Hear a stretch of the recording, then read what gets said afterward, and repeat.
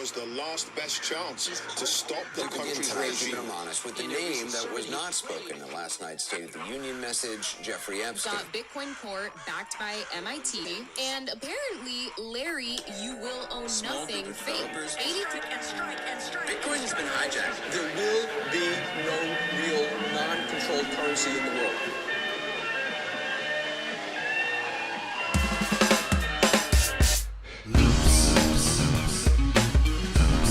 Bitcoin Cash on its path to global reserve currency.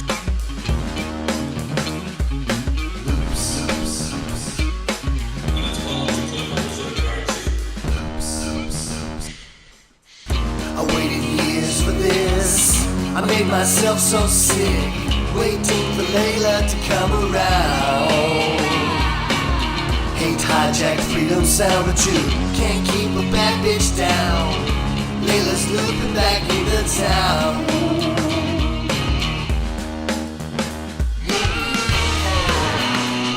I'm seeing the freedom now. Her 12 words are seeds of power.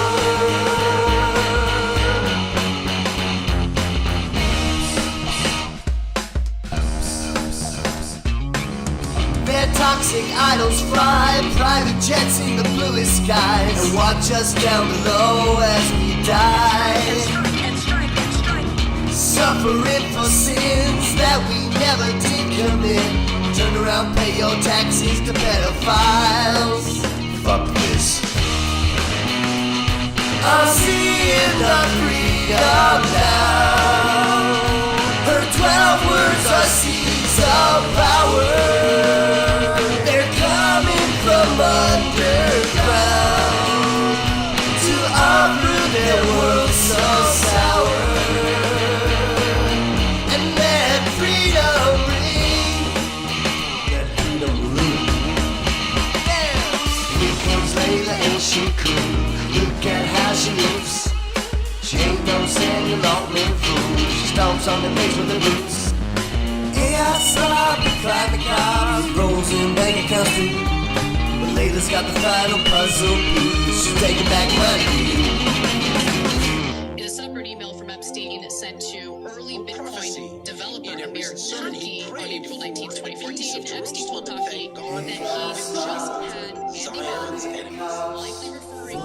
In the name of Jesus, we command all satanic pregnancies to miscarry right now. We declare that anything that's been conceived in satanic law. Sick of all their noise.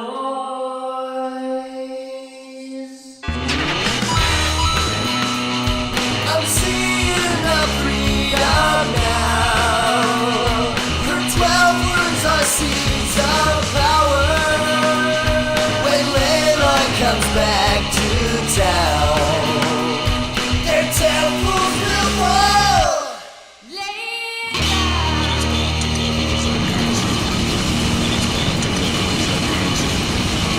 To global reserve currency. Jump in and start building on BCH today.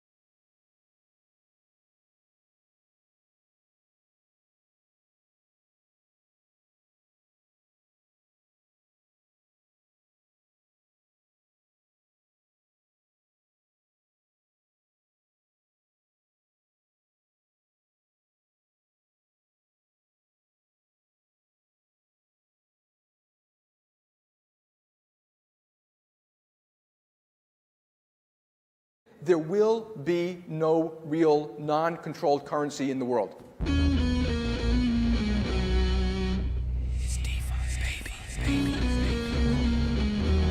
coming for you, banks.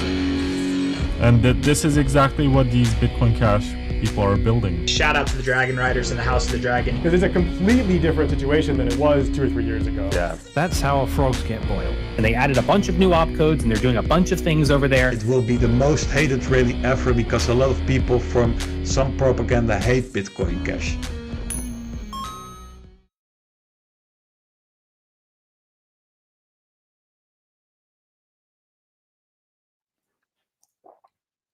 All right. Hello and welcome back to the Bitcoin Cash podcast, following Bitcoin Cash on its rise to global reserve currency. This is episode number 178, Selene Roadmap and Quantum Discussion featuring Kallisti. Today is Saturday, the 18th of April, 2026. I'm your host, Jeremy. Jet is doing the producing.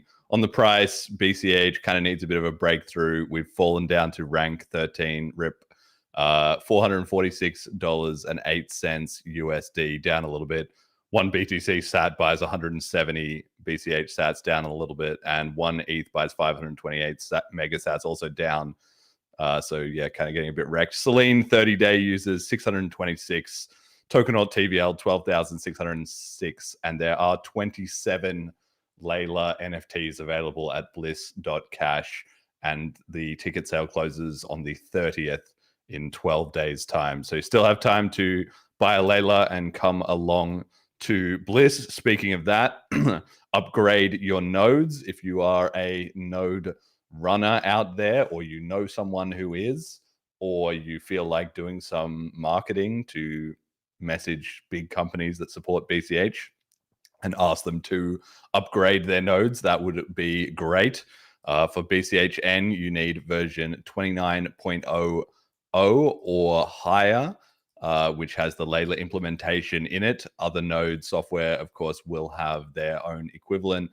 Just go and check out the docs and the website for that. I said Bliss tickets are on sale. It's going to be awesome. We're going to be talking about that in this episode. And straight to our guest. Happy birthday to Kallisti, the lead developer at Selene, and also one of the great BCH contributors over the last several years. How you doing, man? You've been on the show plenty of times before, but how's it doing lately? Good. Yeah, like honestly. Life's good. Life's good. Honestly, I really feel that way. And that's nice because I haven't always felt that way throughout my life. So I think despite everything that's going on everywhere, at least I can say in my own little circle of influence, things are generally okay. All right, they're on the up and up. I'm surprised to hear that because we talk pretty regularly and you've been feeling a little bit shaky recently, but you're having a good day today. It's your birthday, or what's the story? It's so far, yeah. I only got up. It's like 10:30 a.m. here, so I only got up a little while ago. Yeah, I got my coffee here. Got a little bit of fresh air before we started. Starting off the day with the podcast. My girlfriend's gonna take me somewhere later. I don't know where. We'll find out. So I'm pretty sure it'll be a good day, right? I'm actually not super excited about it being my birthday. Maybe it's just part of getting old, but I'm like, oh man, shoot, 34. I mean, it's not old, but it's not young either at that point, right? So are you the kind of guy who likes, surprise outings and parties and that kind of stuff? I like the party, but I'm usually also like, back when I was in high school, like I had a good friend and his dad kind of gave me a good perspective on this. Like he likes to treat people on his birthday. And I'm like, yeah, that makes sense. Like if I want to have like a kick-ass birthday, like I should invite all of my friends and go and do something, right? Like I shouldn't expect everyone to like wait hand and foot on me. I feel like it's backwards. I want to, like, if this is a celebration to me, like let me celebrate. Like let me show you everything that I've been doing this year that's allowed me to be in a position to throw a kick-ass party or something, right? Or so I mean, I do also like being surprised. I like being thought of. Obviously, who doesn't? But, well, some people are not big on surprise parties. Some people like hate that. They never want to be surprised or caught off guard or whatever. That's why I was asking. I mean, because if I had to guess, I might have guessed that you might have been one of those people because as with many engineers, we spend so much time being like, the go live date, man, there can be a lot of problems. No surprises is a good surprise when it comes to technology. So I was just wondering if that held true, you know? I don't like surprises like that. That's for sure. It's gosh, I mean, speaking of Selene, every single time that we've released, that's what I feel. I'm like, ah, shoot, like release anxiety is like real. Oh man, they're gonna push this, and the happiest thing for me is when I push the Selene update and there is no chatter in Telegram, like zero.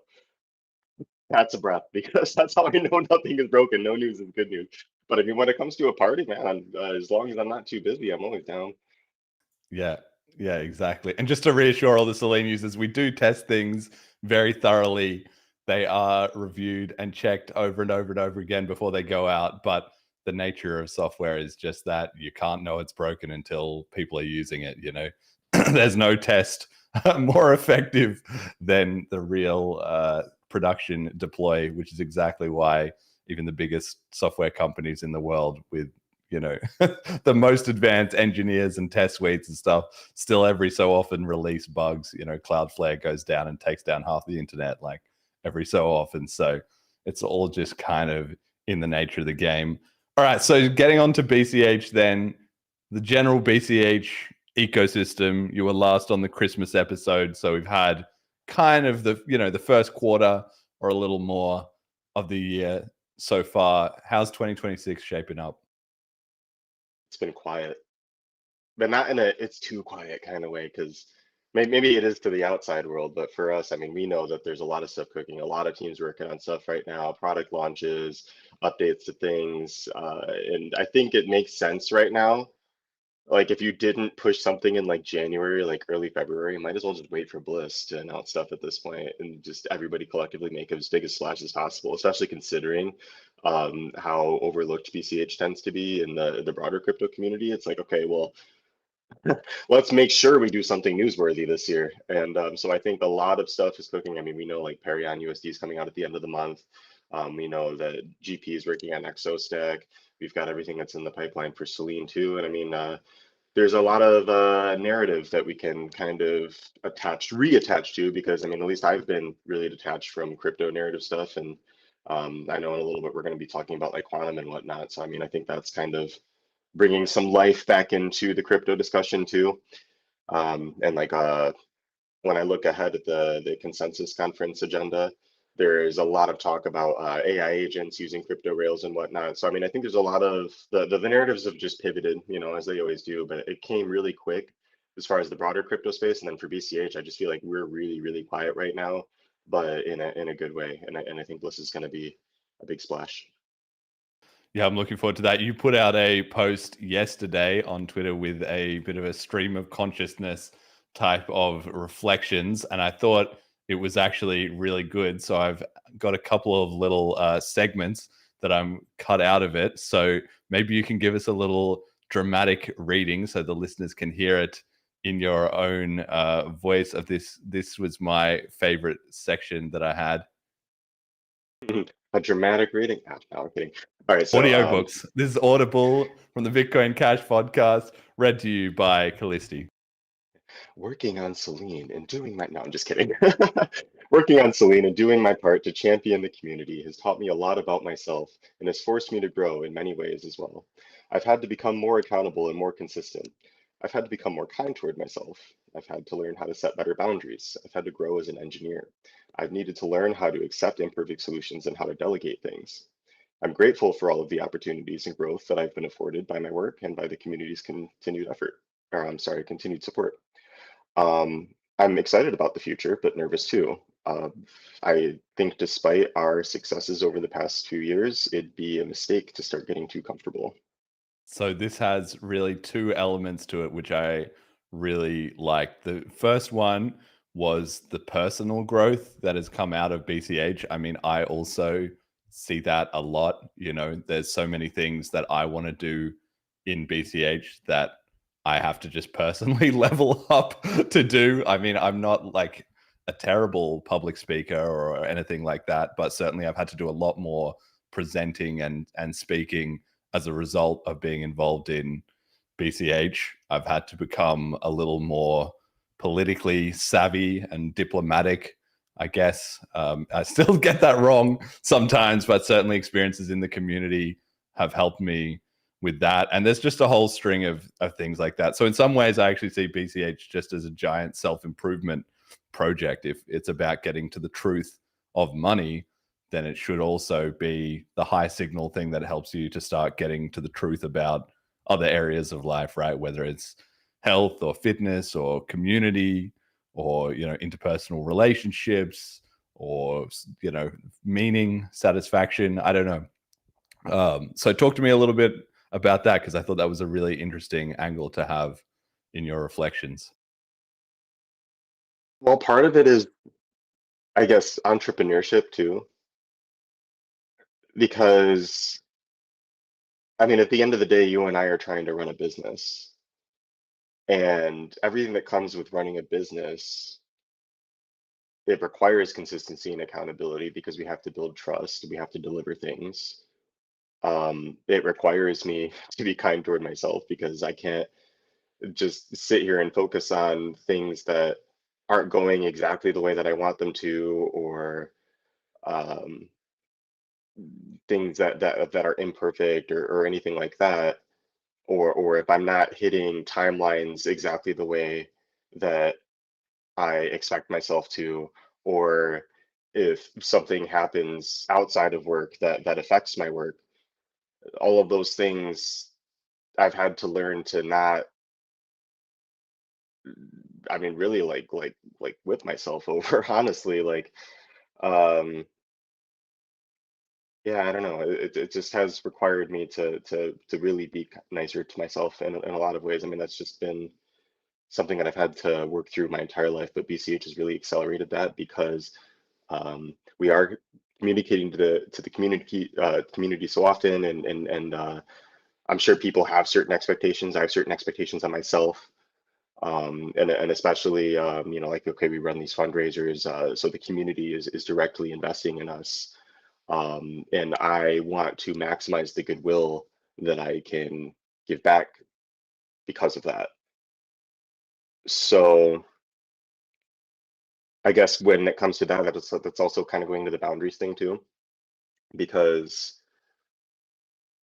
okay, so let me just like add some context, I guess, of like my journey to how we even got to Selene. Um, like throughout my entire software career, which frankly didn't even get really going until I took a chance on moving from where I am now to the West Coast.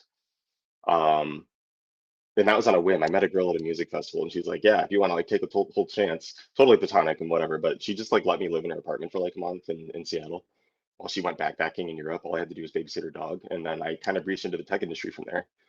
Um, it's just a lot easier to do in the West Coast than it is in Michigan. So I was there for a few years, and that was in 2018, right? So then 2020 rolls around, and it's COVID, and I am now in Los Angeles, and I'm living by myself, and I don't really know a lot of people out there, and it's freaking COVID. So layoffs start happening and whatever. We're like 6 months into it. I got laid off. Um, I had totaled my car a few months prior to that. I had a motorcycle that I bought because I bought a motorcycle in LA because it's just the best way to get around. You can lane split legally there. So not trying to spend 2 hours commuting down I-5, I-10, I-605, etc. And my motorcycle got stolen the same week that I got laid off in the middle of COVID. So I'm like, wow, this sucks. What do I do now? My lease is about to be up in about a month, and if I don't have another job, I'm not about to have a place to live. And I'm not about to go. My uncle lives out in LA, so I was able to like crash on his couch for a couple months while I got reestablished from Seattle. But I'm not about to do that twice. It's just kind of wasn't the vibe back then. So my dad does live in the near the Seattle area, and he and I hadn't talked for like years. And maybe some of you guys remember when I wrote that whole tweet about my dad having a stroke and whatever. So we did kind of reconnect just as a follow up to that. But anyway, time traveling a bit. So that's back then, so I'm reconnecting with my dad again back then. He lets me stay with him for a while, and then we're getting into, I moved back to Michigan, and like it was the very, very end of 2022. My goals, I did not want to have a single foot in the state of Washington in the year 2023. Um, because I just hated it there. But we're still like kind of getting to the tail end of COVID. Well, what I was doing in that time was I was doing like this kind of freelancing stuff. I picked up this like business that was established in like '03. They used to do like web and internet hosting, like email hosting, had like a small client base, like 30 customers. And just through some networking connections, I ended up kind of like inheriting this company. And prior to that, I was just like doing full stack dev, whatever stuff. So this is like my first real, like I'm running a business kind of thing. And ultimately, it didn't survive for reasons partially in my control, partially out of my control. But anyway, it was a good trial run. So we get into Selene now, and I'm like, well, I don't want to go back to like traditional work in the corporate world. It like doesn't work well for me and like how I think. It's like I go in, I do good work, and then I get bored because it's like not meaningful to me. So I had managed to figure out like this freelancing thing for a few years, and okay, well, by the time we did start Selene, I did have to get a part-time job at FedEx, and but I was able to like make money doing software stuff. And then we ran the first Selene fundraiser because Jeremy and I, after we made, Selene origin story and all that, we were like, okay, look, guys, we made this, and let's see if we can like get a little chunk of change for it. And because of that, that was what enabled me to start working on BCH full time. There was luckily like a pretty good price bump like shortly after the first fundraiser, and that was it for me. I was like, I'm quitting FedEx and I'm gonna work on this wallet every single day. Like that's what I'm gonna do now. I'm like all in on Bitcoin Cash. I was already like all in on Bitcoin Cash as far as like the philosophy and like believing in like the sound money use case and peer-to-peer cash and all that. But like that was the moment where I was like, this is it. This is what I'm gonna do. So that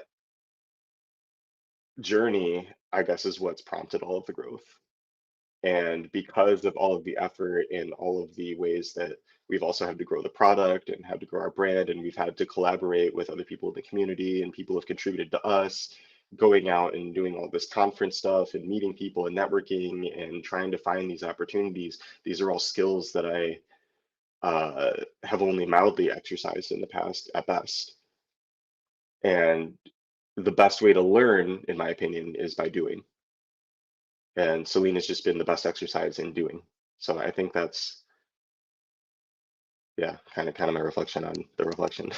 Yeah, that's pretty cool. Do you want to tell me a little bit more about the conferences? Because that's part of what we're pitching for in the FundMe. We actually have 4 conferences, I think, that are listed in there, and they're basically all going to be coming up kind of soon, as far as I know. So walk me through that. Why is that an important thing to do and be a part of the whole fund? Because I even suggested to you when we were talking about it, I said, well, maybe we should just cut this out.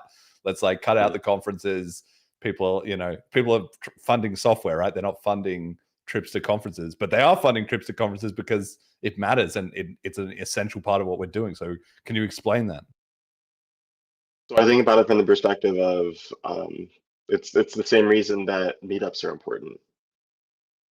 The Bitcoin BTC meetup that I had been going to locally since 2022, even though it's BTC and they're like really are all about BCH, it was still valuable to meet like-minded people, to have people to discuss it with who are interested at all, to have people who have even the slightest interest in building a P2P economy.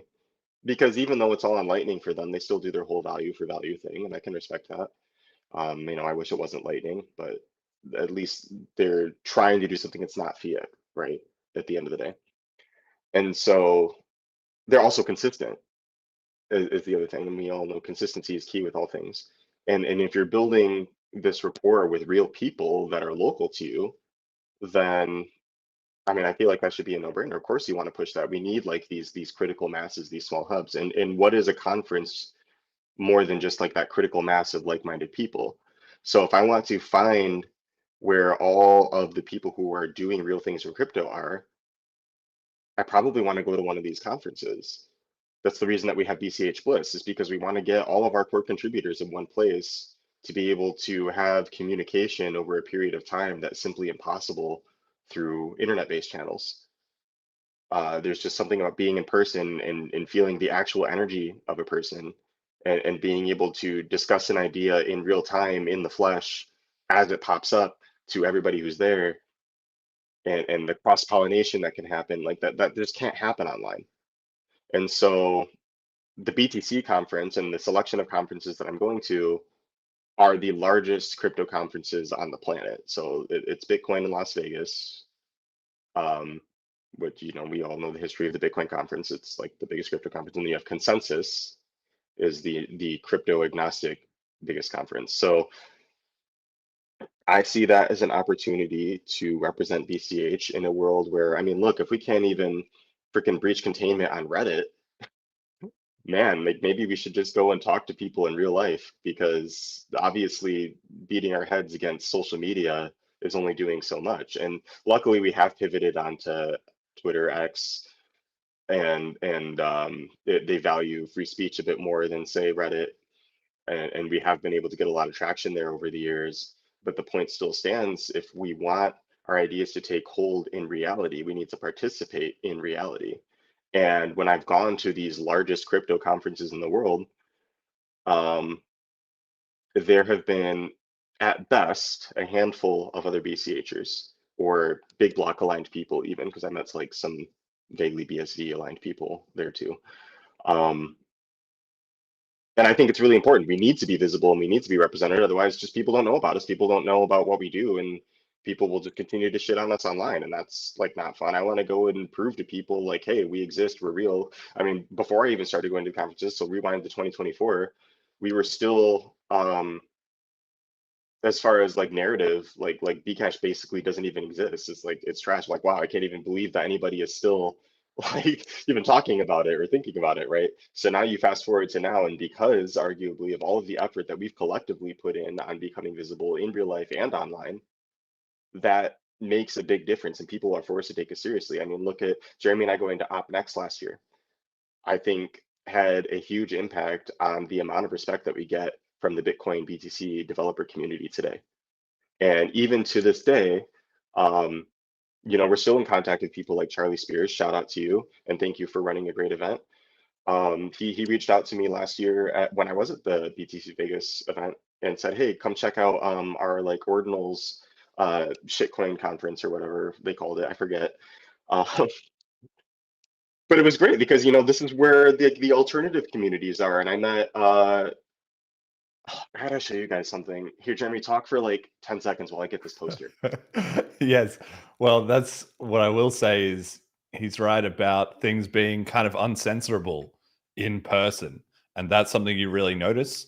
I remember meeting a guy that I met at a house party, and we were talking about crypto, and it was these two other BTC like maximalist type of guys. And I said, oh, I'm all about BCH. And one of the guys said, I didn't think they were real. Like, I've never met somebody in person before who was into BCH, just because whatever his local community was or whatever, you know, it just is a small part of the overall crypto scene. And that's part of what makes it easy sometimes for them to say amongst themselves, oh, BCH is just this small side thing. It's, you know, Roger Ver and a few bots or like whatever, because it comes down to proof of work. If you have 5 people in a room and all of them can be like, I keep hearing about BCH. Have you guys ever met any of those guys? No, me neither. None of us have. Yeah, it's probably just fake, right? And that might not be true. I mean, the world is an enormous place and they still have, you know, their bubble within it, right? But if somebody says, no, dude, I was at this conference recently and I met these 3 guys who were having a great time that all had the BCH outfits and they were doing whatever. And they had this, you know, wallet that I'd never heard of, and they were, you know, talking about something like that I didn't really understand or whatever. Then suddenly the other 4 guys in that room are going to be like, wait, so it's not all just online bots? And that, I mean, like the podcast is in a way an attempt for me to replicate that sort of online, because if you can go to the podcast and see, oh, there's nearly 200 episodes, and as long as you're not convinced that it's not all just AI generated, you know, nonsense, which it's been around long enough that that's not a problem. But regardless, you have to be able to go through a couple of the episodes, watch a little bit and be like, yeah, these are real people that conceivably I could run into somewhere in the world. Then that that kind of creates that same sense of like this is a real thing. And that's why Bliss matters.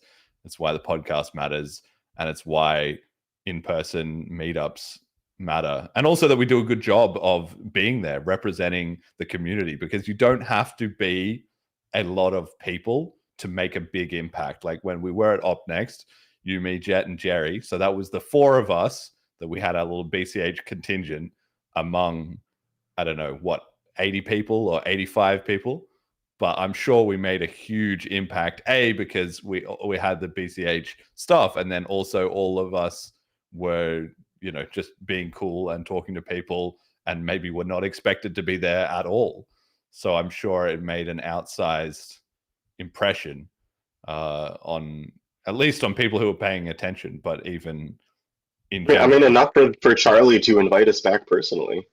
Yeah, that's right. And he came on the live stream, which was very cool of him. I loved that. Yeah, it was excellent. But yeah, I just, yeah, that's it. Anyway, what were you going to show us?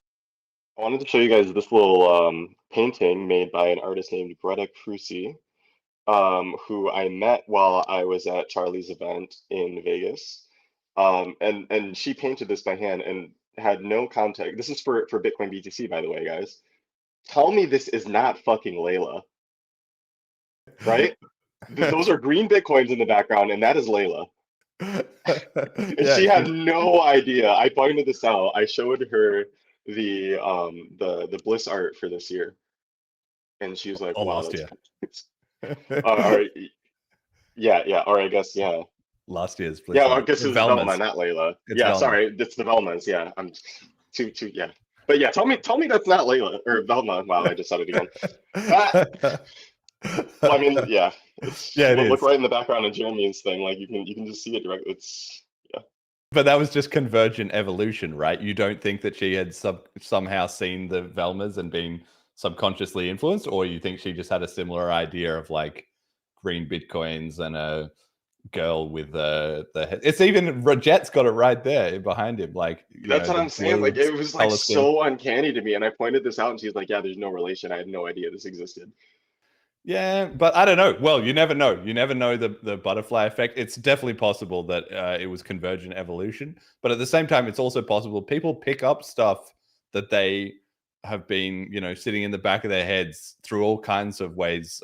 Dan Brown has done loads of good videos demonstrating that, you know, and like I've been thinking about it recently in terms of I'm always coming up with these analogies and metaphors and stuff. And the more I think about it now, the more I realize that those come from a lot of like books that I've read, a lot of fantasy books and stuff like that. There'll be some subplot or some element of it that is how I'm explaining it through that lens. But it's only when I sit down and think about it, I think, where did that come from? And then I discover, like with the quantum stuff, I came up with this analogy of what if there's, you know, if we're like a village at the bottom of a mountain and the mountain has a frozen like lake on it. And if the water thaws or there's a crack in the ice and it dumps all the water onto the village, then everybody might get wrecked. And that's a good, you know, example for the quantum coins. But once I thought about it a bit, I realized, wait, this is Rowan of Rin by Emily Rodda, which is a great book that I recommend everyone read. It's a kid's book, but honestly, you know, it's one of those kids' books that you can probably actually learn a lot from it, no matter how old you are. And yeah, you know, in that it's a dragon, so there's no dragon. I just in my analogy, but it's the same concept. And yeah, it's funny how. So who knows whether she saw it or what? But yeah, it's funny how those things. And the subconscious works in interesting ways, right? Exactly, all the connections being formed inside us. But anyway, that's a pretty good pitch for like why it matters to be at conferences. And I think it ties into your next point that you had here about, I think despite our success over the past few years, it'd be a mistake to start getting too comfortable. And I think that's something that I'm also feeling, in that the community is generally pretty calm, generally quite cohesive. I mean, there's been some discussion about quantum, but it's been nothing, you know, too in like bad faith or divisive or anything like that. And just that BCH is doing fine. Like we've climbed out of just the perpetual slide down to irrelevancy. But at the same time, we haven't really broken into the big time. And for us to do that, it's going to mean taking things up to the next level. It means what we're doing is working, so that's good, and we can continue that. But we kind of need to lift the bar a bunch, and in-person representation is really one of the ways we can make a big difference on that, because that's very high signal proof of work. Like, it is hard to go to conferences in terms of it's very expensive. You've got to take time out of your schedule, out of your job or your family or your whatever else you got going on to like be there and then be high energy and be relating well to people and showing off what you've done. I mean, it's even higher signal to be having booths and stuff, which we've hopefully got to get to the point that we can be representing, like, here is the BCH spot. And then, of course, even higher than that is having your own conferences like Bliss, but we're going to have Cash 3.0 in the Philippines and maybe BCH Argentina in the future, having those regular conferences. And then even more than that is having bigger and bigger conferences that other people get drawn into coming to. So that's like a huge area that I think we have to attack. But it was just interesting. It'd be a mistake to start getting too comfortable. When before has BCH been describable as too comfortable? Never. Probably never. I mean, I can't speak to any of the pre-2017 type history. And I probably, based on the historical accounts, would not call that comfortable either. So, I mean, I'm not saying we're resting on our laurels or anything. I'm just saying let's not start doing that, Yeah. Well, that's where when you say things have been quiet, I think there's an element of, I agree, but I'm looking for a lot of stuff to get announced at Bliss, because if things are quiet, that's good, cohesive, good, but it's got to be, the calm before the storm, right? There's got to be some serious gains being made in the background. Otherwise, I'd be worried like that we're just stagnating rather than being calm and collected, Yeah. Maybe there's some matching expectations to reality too. Maybe everybody has a different set of expectations based on the information that they have. And so I think that in times of uncertainty, that can be a source of conflict. And I think some of the earlier discussions on quantum that we've been having in the community kind of point to where that tension could live. But then I think because we have such a good framework for discussion and for proposing changes in the community, that we are able to maintain our cohesion pretty well, even in the face of disagreement. Yeah. I think it's been good. We'll touch on quantum in a minute. Firstly, I got this second part of the reflection that I really like. So maybe give us another quick little dramatic reading there. All right. We have a real distribution problem. It's too hard to do any meaningful spending with BCH. It's too hard to get people to care about using BCH. We can't keep doing the same things year over year and expect different results. We're in a good position to try some new things to attract new users, developers, and entrepreneurs. There's a lot of great stuff cooking this year, not just from Selene, but from every other player in the BCH ecosystem too. Bliss ought to be good. Yes. So this is kind of what I was saying here. I think, this idea of a distribution problem, I am too much of an engineer at heart, in that I spent many years thinking build it and they will come, which isn't really true. It's true if your thing is so big and so awesome that people will talk about it organically, or you have somebody with huge distribution reach who gets excited about it and does the distribution for you. But lacking that, you have to be your own distribution. You have to promote things. You have to tell people how good it is. And like I say sometimes on the show, people don't notice that you're there. They notice that you're still there. So it's about doing that consistently over and over and over until people are kind of like, why do I keep hearing about this thing? Like, there must be something more to it. That's the seed of curiosity, right? And that's what you're talking about. So tell me, where are we going wrong, or what can we do better on that front? See, that's the open question, though. I mean, I'm not going to pretend to have the answers, just ideas, right? So, I mean, one thing is having measurables. I think what's measured is improved, and that's why we have the Selene stats, and that's why we want to expand on the Selene stats. I think we need to increase the spendability. I think that's one of the biggest things. It's just use cases, but we've been harping on that for years. So it's like, how come it's still going so slow? And I think that that's just a lack of manpower. And maybe going back to what I was just saying about expectations versus reality, if our community is only like a certain size,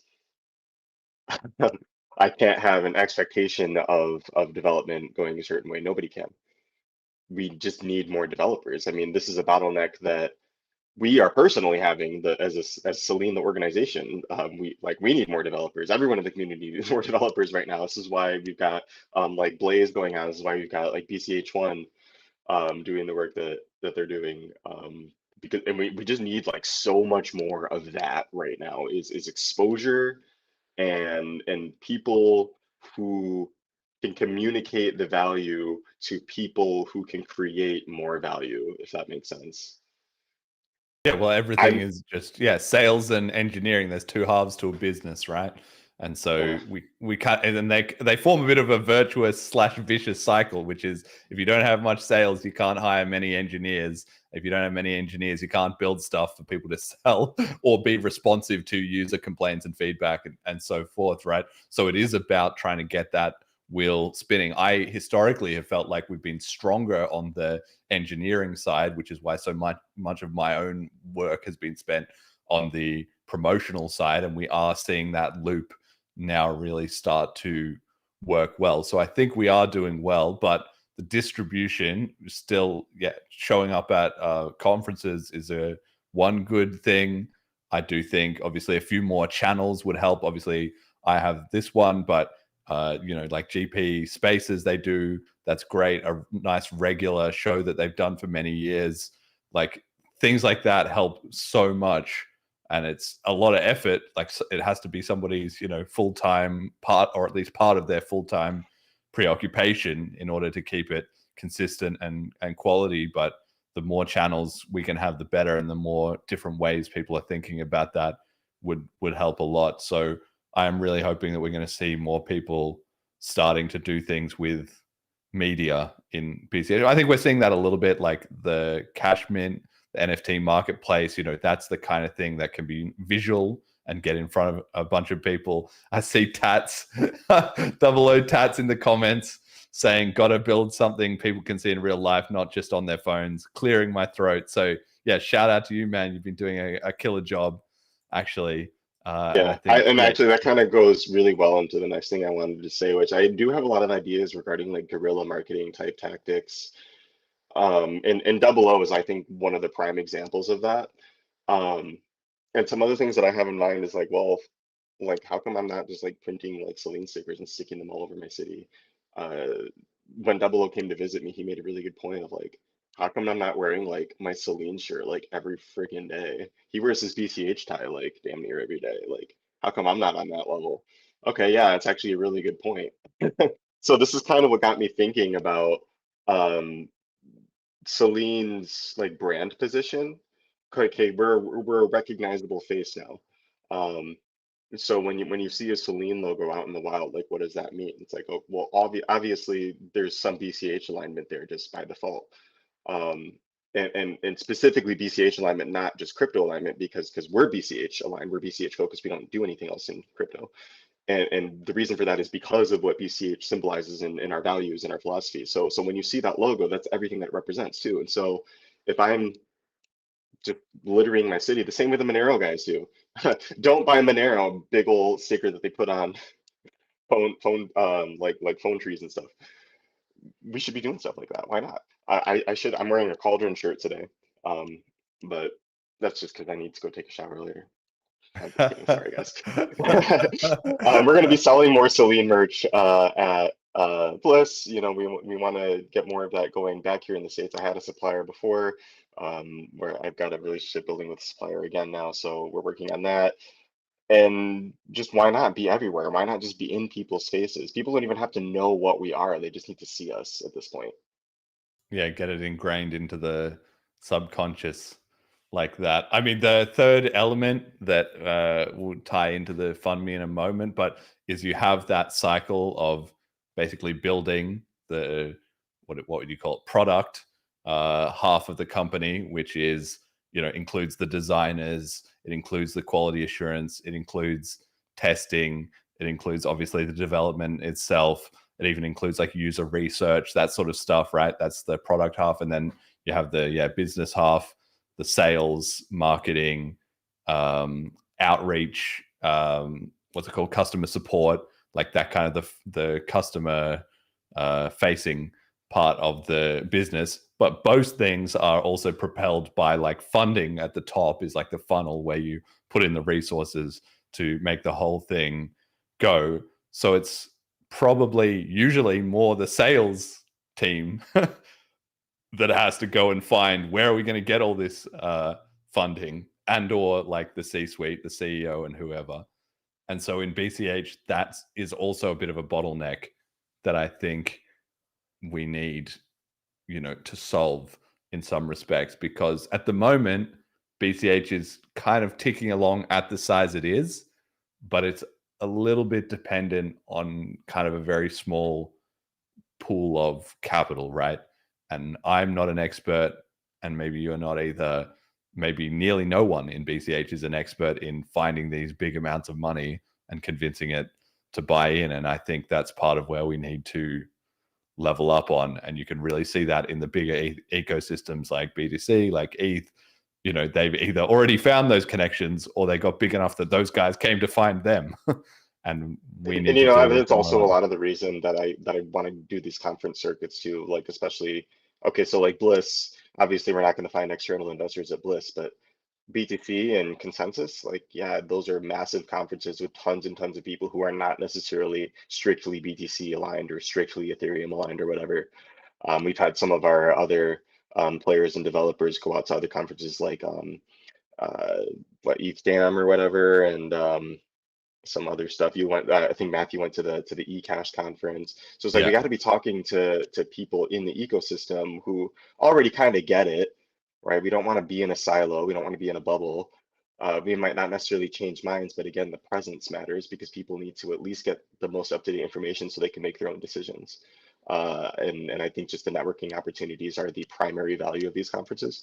When I went to Vegas last year, there was some I don't know, kind of big time investor. He said that he was managing multiple billions of dollars in assets, and was trying to ask me if he could do like some kind of sports betting and then real estate token thing on BCH. And I was like, yeah, we can. And he's like, okay, send me like a pitch and we'll fund you. And I'm like, nah, I'm not equipped to like take that deal at that point, unfortunately.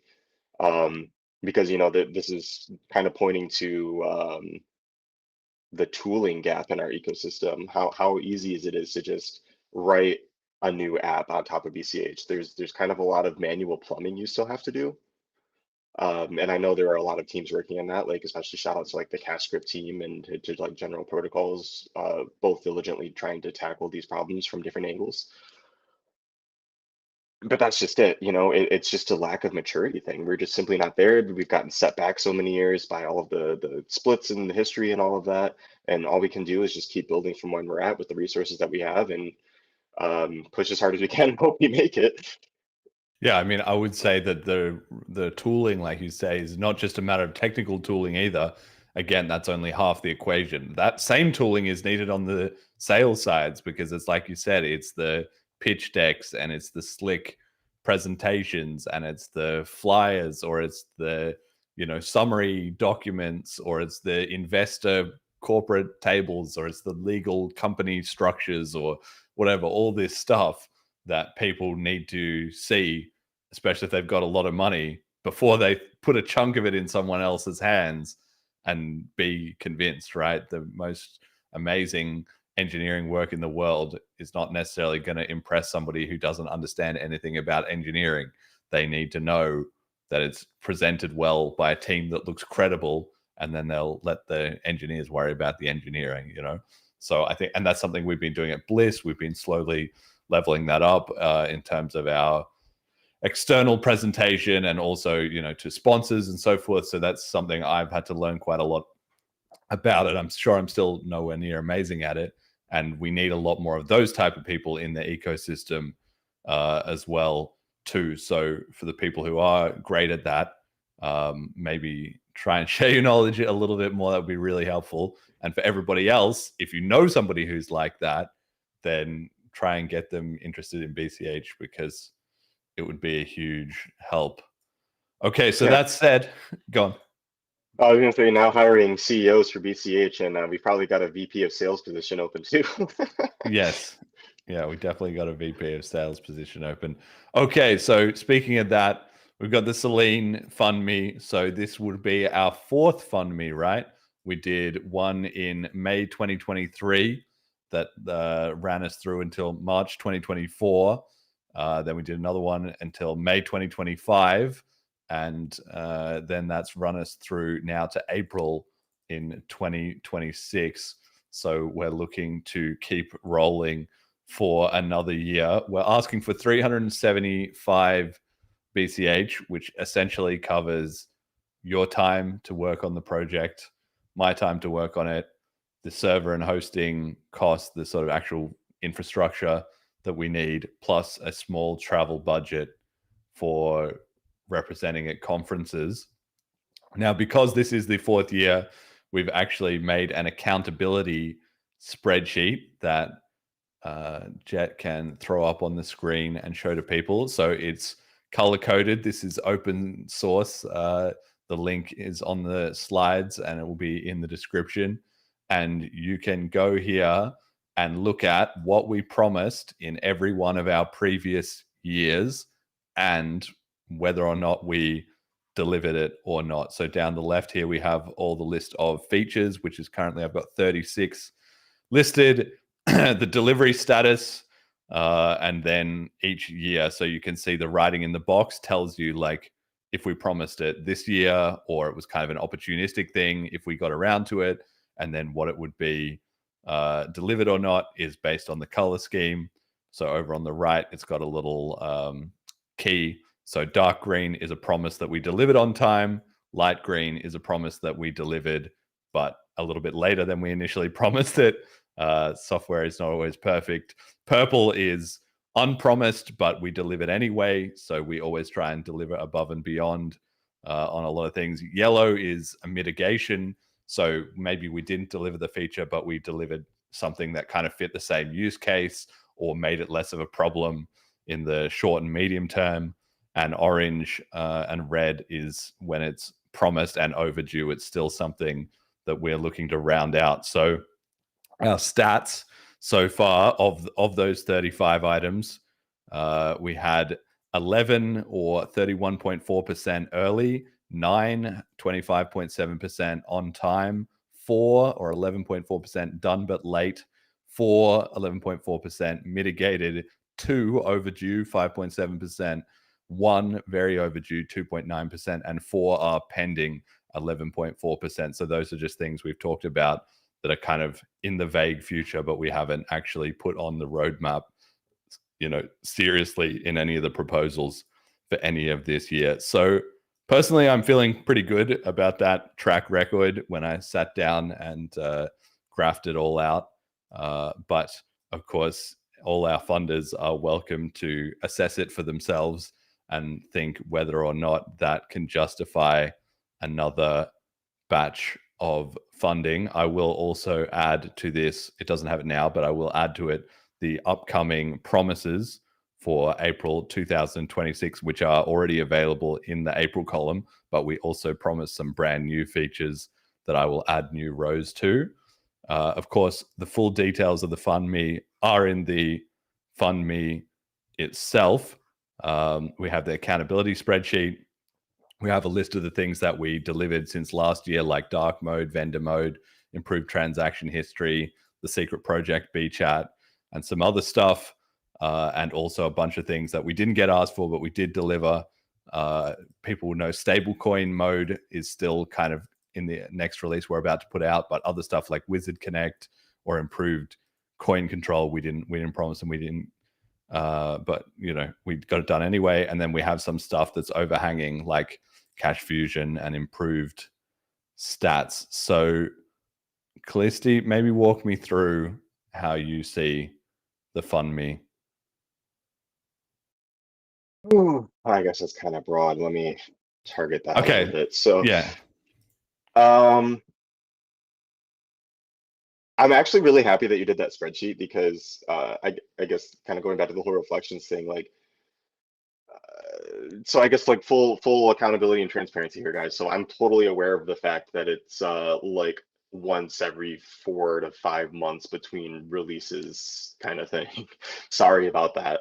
Um, that's one of those things where I just have to be nice to myself and be like, it's out. It's out. Nobody's actually like harping me about it or anything. People are being patient. I'm like my worst critic in that way. And so seeing the objectively, like you putting this out and being like, hey, we are actually like meeting our promises though, and in like a relatively decent time frame. Like, oh, okay, yeah, the metrics do actually suggest that. It still doesn't feel quite right to me. This is like imposter syndrome talking, like asking for I can't take this right now, sorry. Um, asking for like all this money is like just a crazy thing to me, but it keeps working. So I'm like, oh, okay, well, don't be an imposter then. Just keep delivering. So that's to answer the immediate question. How do I feel about it? I'm glad that we have like at least the objective metrics in front of us to say like, oh yeah, cool, we are delivering. I want to be as transparent as possible. I want to be as accountable as possible. I want to set expectations appropriately and not just overpromise things, but I also don't want to like We have a guest on the stream. hang on. So I guess more to that point of what Kallisti is saying is that we do take very seriously trying to eventually deliver all of the things that we promise. So in the mitigated, overdue, and very overdue column, which between them only represent a little under 20% of all the stuff that we've ever promised, it is my intention to get all of those things done. It's just a question of ordering them in the right way. And at the same time, we can't always just be doing what's in the very overdue column if it's not the highest priority thing that users are asking for. But in my ideal world, we would eventually get all of these things into the done but late column: overdue, very overdue, and mitigated. Of course, by the time we've done that, it's possible one or two other promises will have slipped into those categories. But everything, and that's kind of how I run the podcast too, basically, which is it's pretty much, I mean, maybe somebody could find some very tiny little examples, but pretty much whenever I say I'm going to do something, it gets done. Sometimes it's a little late, but it basically always gets delivered sooner or later. I take my promises very seriously in that. And our roadmap for this year, of course, we can't just build features for feature's sake, is to actually hit a specific goal like you were talking about. So right now we have about 600 monthly active users.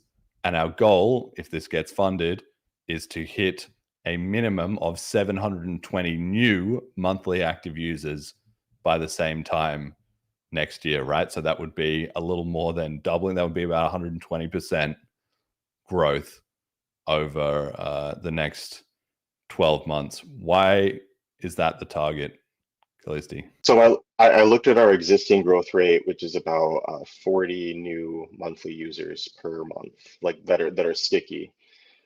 And if I just extrapolate that, it's like, okay, well, we'll just go over a year. The naive is 48, 480, right? So if we assume that we also want to increase the growth rate, and then if I compare that against the baseline of like we want to double our user count every year, because that's like pretty typical for like a viral tech app. That kind of gives me like a realistic like middle ground to say, okay, what's between a growth rate like so really the increase is to the growth rate. We're 3xing our growth rate from 40 to 120 monthly, and then when you add that up, it becomes an additional 720 monthly active users from now until next year. I mean, that's a lot. That's a lot of users. Like when you you set the bar pretty high for us. I gotta say, I think you snuck that one by me. I didn't realize we had such an aggressive 3x faster rate rather than just continuing the current rate. But I think we can do it. I think Selene is looking in a good spot, and like a lot of the core wallet features these days, the requests that we get from users have started to slow down. Not because there's not lots of things to do. Of course, there's a million things in our backlog and so forth, but just because the obvious things have become less obvious, and the stuff that we're going to be building is more going to be the quote unquote like fun stuff. Like it's not just let me get some BCH, let me send and receive it, let it be quick and easy, let me see the coins, let me see it in my own language, let me change the Electrum server, like all those things that you just have to do. It's like plumbing for a new wallet. And if you build a brand new wallet from scratch, you'll find users requesting those features immediately. We've done a lot of those. And so now we're starting to be able to push forward into things that people might actually quote unquote want, like people who don't know about BCH, something that might be cool and interesting, that might be a reason for them to get into BCH. So we've got a few ideas on that front. Talk to me about some of those things. So I want to start out talking about just highlighting the stats one more time. So when we originally implemented the stats, one of the main questions that we want that stat to answer, or that we need to answer in regards to that, is how do we make or compel a user to open Selene wallet every single day so that they can ping that stat server? What is going to be the incentive for them to do that? The most obvious one that we have right now is, oh, I can go on and look at the exchange rate once a day. Okay, cool. I can look at the stats themselves once a day. Okay, cool. I can make a transaction once a day. But there needs to be way more than that. And that's kind of the point behind the Explore tab, is we want the user to be able to explore the ecosystem and learn about the ecosystem there. So this is where I'm back to thinking about more use cases. We have BChat, which has been pretty successful for an alpha, I would say. I mean, it still makes our little trickle of revenue, despite us not having put a lot of maintenance into it recently. That's something that is going to become an immediate focus as soon as we're off the conference circuit and we can focus on development again. That's kind of our next target, is polishing up BChat some more. And I think that that's going to be a pretty big deal, not only because I think the world is ready for decentralized social media and this kind of narrative about digital sovereignty. I think that we've also actually solved some of the major issues that come with the decentralized social media, such as where does the data actually live if it's decentralized? I can't just send like a 1080p video to all 5,000 of my followers, because where does that video actually live if it's not centralized? So I think if you put the proper incentives on top of like IPFS kind of storage, or even like centralized like Dropbox style storage, I think with the right incentives, it still becomes decentralized. And that's what we can do with BCH on top of a technology like Nostr, which is very complementary. And that's what we're building BChat on. So because of that incentive model, users are able to get monetized immediately from their content. If you just have to pay just a little tiny amount of money, let's call it 10 cents or less, because we're still tweaking out the economics of it, but just easy numbers, 10 cents to post, and let's call it 1 cent for a like, right? So that means that if you get 10 likes, you just broke even on your post. So if you've got quality content and you grow your network, like you're getting monetized right away. Compared to say like X, you need a minimum of 5 million impressions before you even qualify. And then, so one of the things that we got feedback-wise on BChat was that we probably should include some kind of free tier. That makes sense. It doesn't work with the economic model, except, oh, well, we can do proof of work for Nostr posts. So you pay a little bit of your battery and CPU time from your phone so that you don't get spam bots. That was actually one of the main reasons we wanted to do a payment model, is because, well, if it's free and decentralized, like you also can just have bots come and flood the platform and devalue everything. So that's another thing that is solved by the incentive model.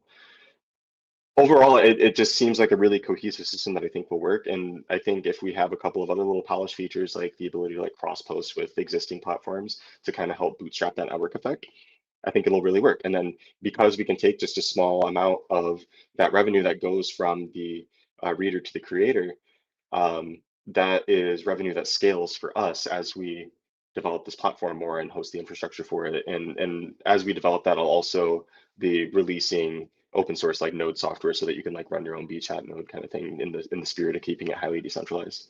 So that's one thing that we're working on. You know, we've got stablecoin mode. Hang on a second. I gotta get in there on BChat. So Yeah, a couple more things I want to highlight about that. So we did the initial sort of alpha release online.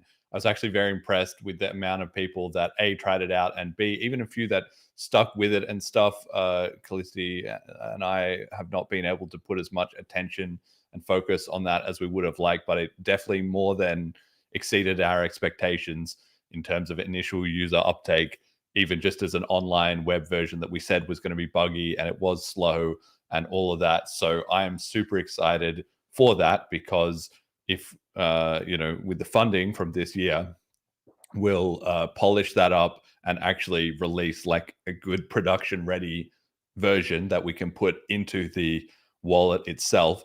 And for me, that solves, as well as what Kallisti was talking about, a couple of other very key problems which in the entire BCH ecosystem, which is one, it will help drive the on-chain volume, because as you're using it, you very quickly forget within a couple of minutes that you're even making BCH transactions as you're using it. People have said forever, like, oh, what we need is crypto that just runs in the background and users don't know that you're using it.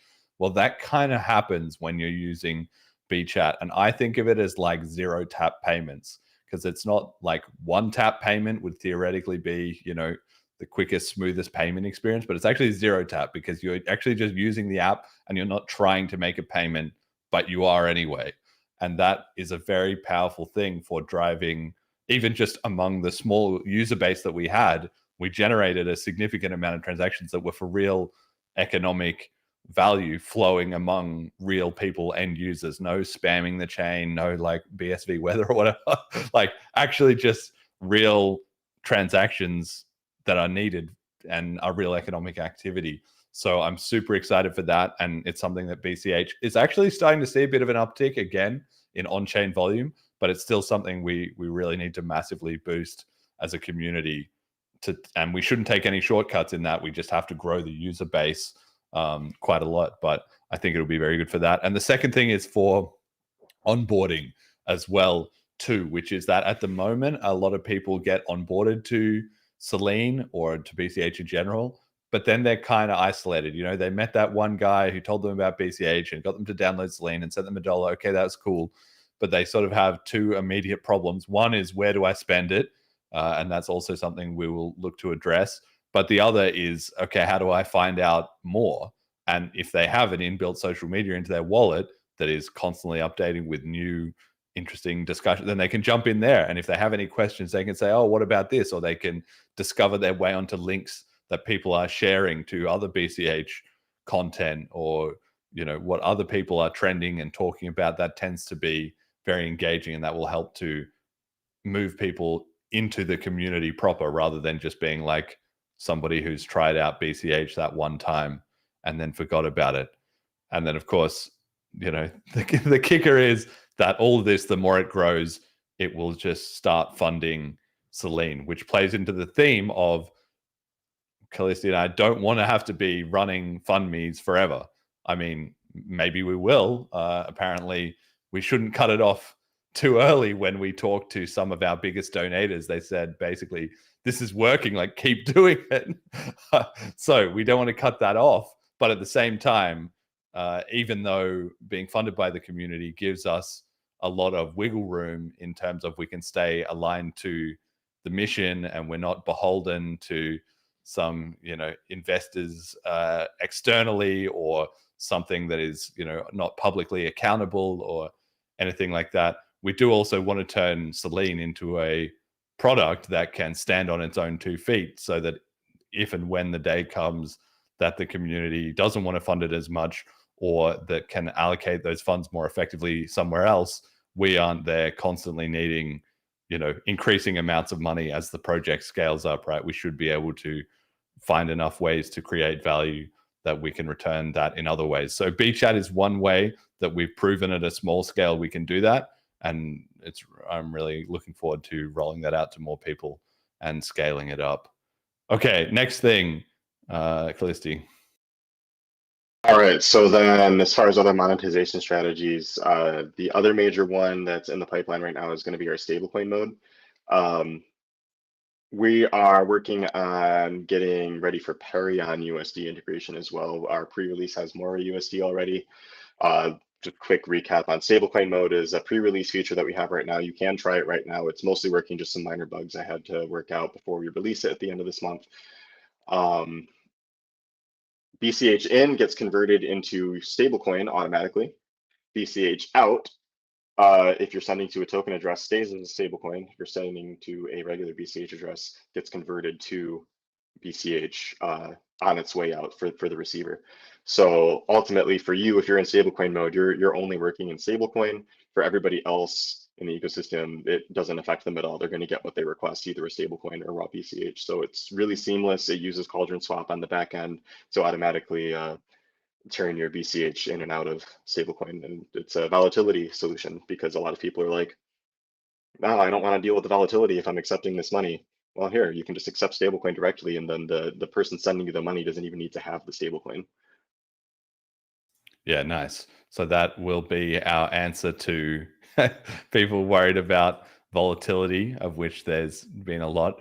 We've also got at least one customer, maybe more, you can correct me if I'm wrong, about infrastructure provisioning, which is another area that we're seeing an increasing demand. It's still quite a small pool at the moment because the BCH economy as a whole is still small. But as things grow, like for instance, you even see people ask about, can somebody host flip starters for me and all that kind of stuff. There's a lot of technical support that we can give, which is a second part of our plan to monetize Selene.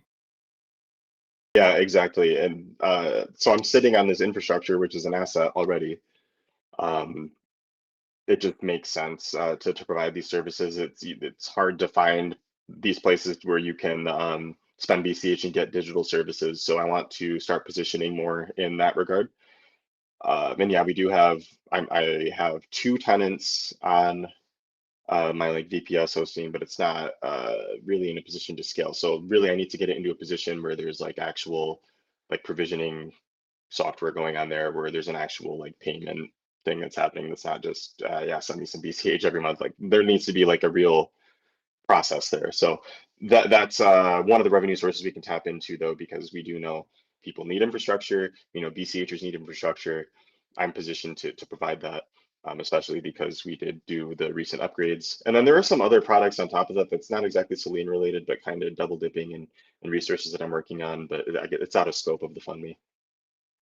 Yes, and then as well for monetization, we have my favorite project, Dance.cash, which I ran a bounty on in Blaze initially, and the one of the developers who actually won that bounty is still working on that product. So we have been incubating that. It was even at Bliss last year, it was also suggested when we did the 1 minute pitches, the idea of some kind of ticketing and event system based on NFTs. And that's what Dance.cash is. People know I'm a big bachata dance fan. And so I have some connections there. And I see that as a huge opportunity for us to expand BCH to a new audience that, again, are not seeing BCH as some kind of speculative scheme or number go up, or they don't have to be even convinced about cryptocurrency in generally. They just need the technology for something else. And so everybody kind of is constantly having issues with ticketing, whether it's for dancing or whether it's for music festivals. There's all kinds of problems with scalping and giant overheads. And it's just a very complained about problem in the world in general. So I think it has huge potential. And our starting point for that is these dance events. So we've actually run with the MVP V1 recently and had a successful launch that got 50 users in the first edition, which actually did not involve BCH. We just have to get the flow and everything working first. But as we expand it out, we will add the tickets operating as Selene NFTs, which will also, or BCH NFTs, which will also help to drive transaction volume on chain, and it will let us build up a gamified system for recurring loyalty points. So in that way, we can give value back to the dance studios that sign up, and we can also make it fun and gamified for the people who are dancing, who can collect the NFTs in a similar way to how people have really enjoyed the Bliss Bell NFTs, and each year they can get a new artwork, and some people already feel like they have a collection and they don't want to break their streak. Same kind of concept with NFTs. So we've got that also listed in the FundMe because it's something that we feel is a huge opportunity to expand the Selene user pool and by extension the BCH user pool, and there will be more discussed about that at Bliss. Did you want to say anything on that one? About Dance Cash, I mean, I'm excited for it. Also, my headphones are dying, so sorry if the mic has feedback now. I'll try to be good on muting. But yeah, Dance Cash is really exciting because it is like not a crypto direct audience. This is like a whole new audience that we can tap into with an established community, with established people driving the adoption of this product in that community. So there's a lot of potential there. We're really excited for that.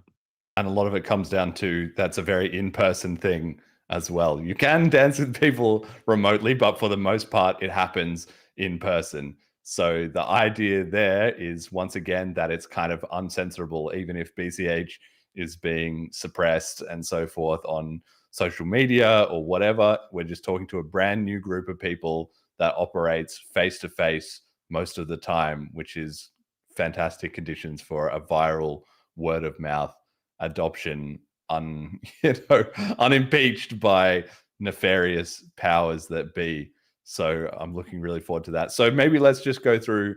That's kind of where we're looking at for monetization, which is, so none of that is going to be ready, to take over the whole Selene cost base by the end of this FundMe. And let's just be very clear about that. But these are the things that we have in the pipeline to start building up enough revenue for Selene that we are less reliant on the FundMe year over year. And maybe in 3 or 4 years, we'll see, hopefully we'll be completely separated from that, although it will depend. Maybe we'll keep doing both in perpetuity. It depends how it goes. But for the next 12 months, these are the things that we have listed as deliverables that we're going to prioritize, and which people are hopefully excited about to donate to the FundMe to get into Selene.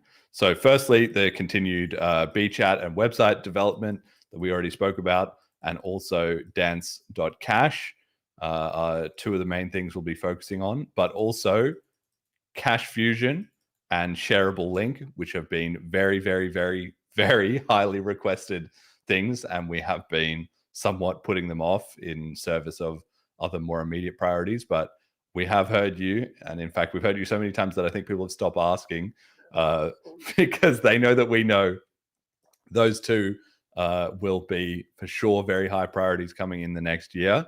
And then also static payment identities, like reusable payment addresses, an improved stats dashboard, and exchange rates for all of the global fiat currencies. We do have obviously a lot of fiat currencies in there, but there's also a lot that we don't have that are not available via the CoinGecko API that we use at the moment. So that's also been very highly requested, and it's something we've had to wait until we've had the chance to do a full rollout of all the necessary infrastructure to provide. So walk me through these deliverables. What didn't I say about them that people need to know? Honestly, I think you covered it all. For the hard stuff, yeah, I mean, again, like the development pace is not always exactly what I want it to be. Just one person, unfortunately.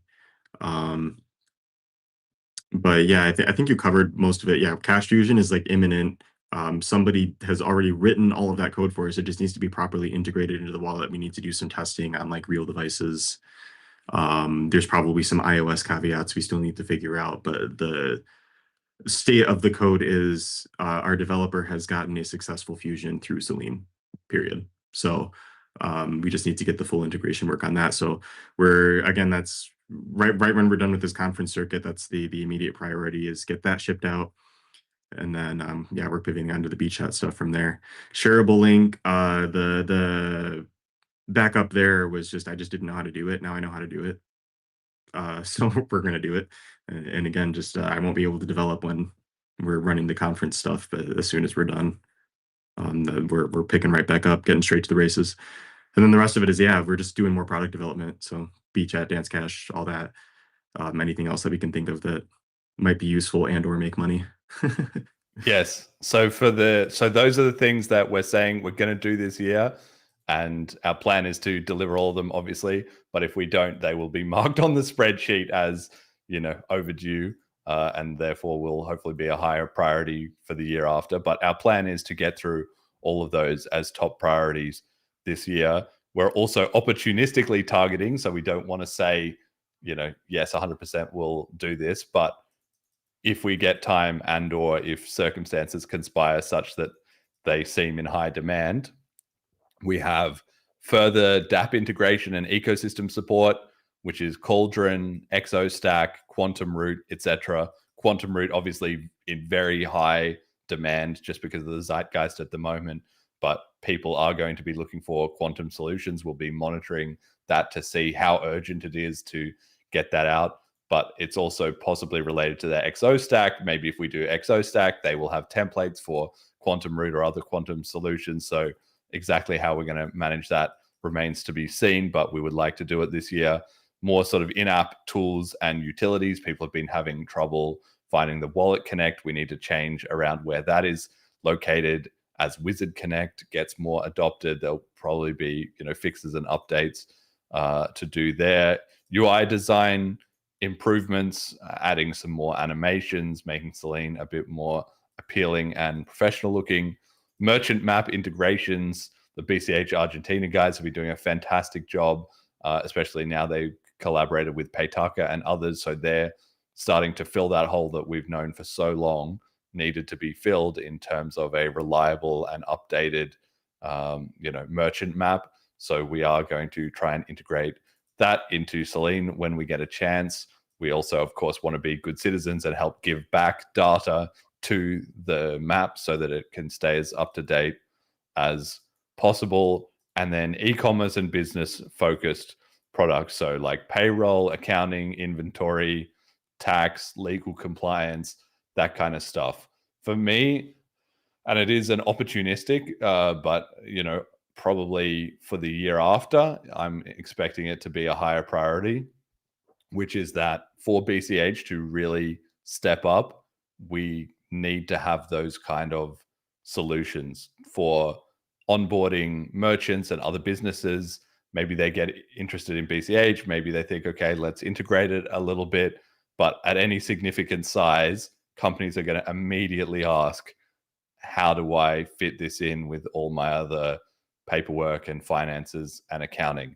And right now, there isn't a great solution in BCH. So hopefully we can at least try out the idea of building something in that direction. It would be a good thing for us to dog food internally and then make available either open source or on a subscription plan, or maybe a hybrid model, or maybe, upgradable tiers. I don't know exactly how that's going to work out, but somebody has to solve this problem, and we might be the ones to do it if we get around to it. I've even seen people outside of BCH asking about this. Of course, in the broader crypto world, there is some solutions that are being worked on, and maybe some of them are good or not. I don't know. But what I do know is that for the BCH community, if we don't build our own stuff, then we're going to get somebody else's slop. So let's just do it right and do it ourselves. Anything to add about any of those? Yeah, and like you said, I mean, especially as far as the e-commerce business focused stuff, payroll, whatever, like we need these tools for ourselves too. Again, like we're trying to get our big boy pants on here and really run a real business here. And we're not going to be the only ones trying to run real businesses on BCH, and therefore we are going to need these business focused tools.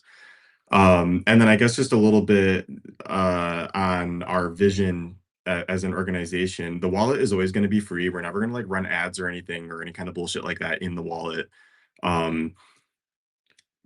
So that means that we're going to have to like get monetized otherwise. Business to business, in my opinion, that's where that lies, because we can do like product tiers, we can do subscriptions. It can be a little more quote unquote proprietary, but I do just want to assure everybody that the wallet will always remain free and open source. Or at the very least, even if it didn't, like if we stopped getting funding, if we were not able to sustain it or even keep it on life support ourselves somehow, of course it will be open source and anybody else can fork it and pick things up from there. Yeah, like if I got hit by a bus today and Jeremy got hit by a bus today, the source code is still on my GitLab until the infrastructure gets shut down, which I pay on a yearly basis. So at least the bus factor is solved there for like 9 months, right? It's also mirrored on GitLab, right, guys? So just pull the source. It runs on Electrum. You don't need my Electrum server. So like Selene will survive even if I don't. And, and that's the beautiful thing. It's fully open source, fully transparent, and it always will be. Yeah, but that's something worth hitting on, which is when we started Selene, part of the problem was that we saw the frustration people have with the Bitcoin.com wallet, which at the time was absolutely dominating the scene and also degenerating pretty rapidly into all kinds of nonsense, multi-coin stuff that nobody cared about, weird EVM integrations like Verse token, ads everywhere, impossible to find like what you wanted. Just all the stuff that was the opposite of why it started out well and why people liked it, which was just clean, simple. You can send and receive BCH, and maybe they had some features that actual crypto users, not gamblers or speculators, were kind of looking for. And so we've made Selene to fill that niche, and for the most part, I think we've kind of delivered on that initial need. It is, of course, plus it's open source. And we've added, lots of nice little tweaks that the Bitcoin.com wallet never had, as far as I know, like being able to change your Electrum server or export your XPubs and all that kind of stuff, right?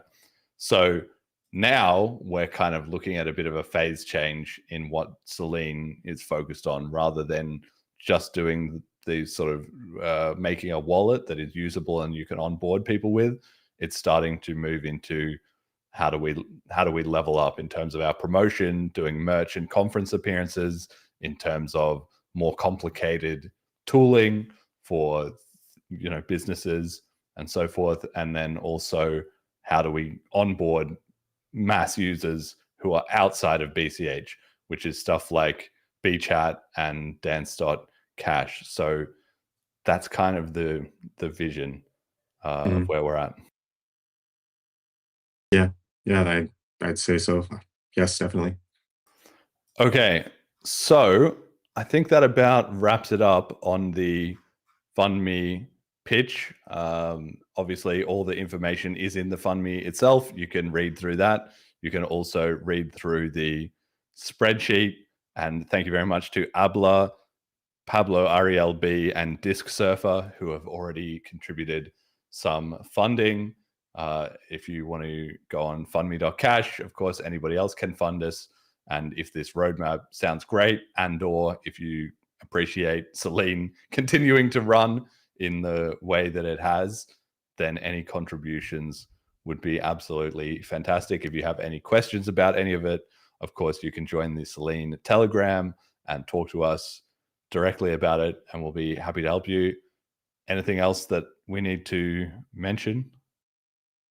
I think that's it. I mean, thanks for using Selene and supporting us, guys. I mean, for real, this has been not only a life-changing experience for me, but also like a lot of fun, and I enjoy doing it. So I want to keep doing it. Yeah, me too. And if we don't get funded, well, you and I are going to have to sit down and figure out what's next. Yeah. I mean, we'll still be in BCH, right? It's just like, well, I got to pay my rent somehow. So yeah, exactly.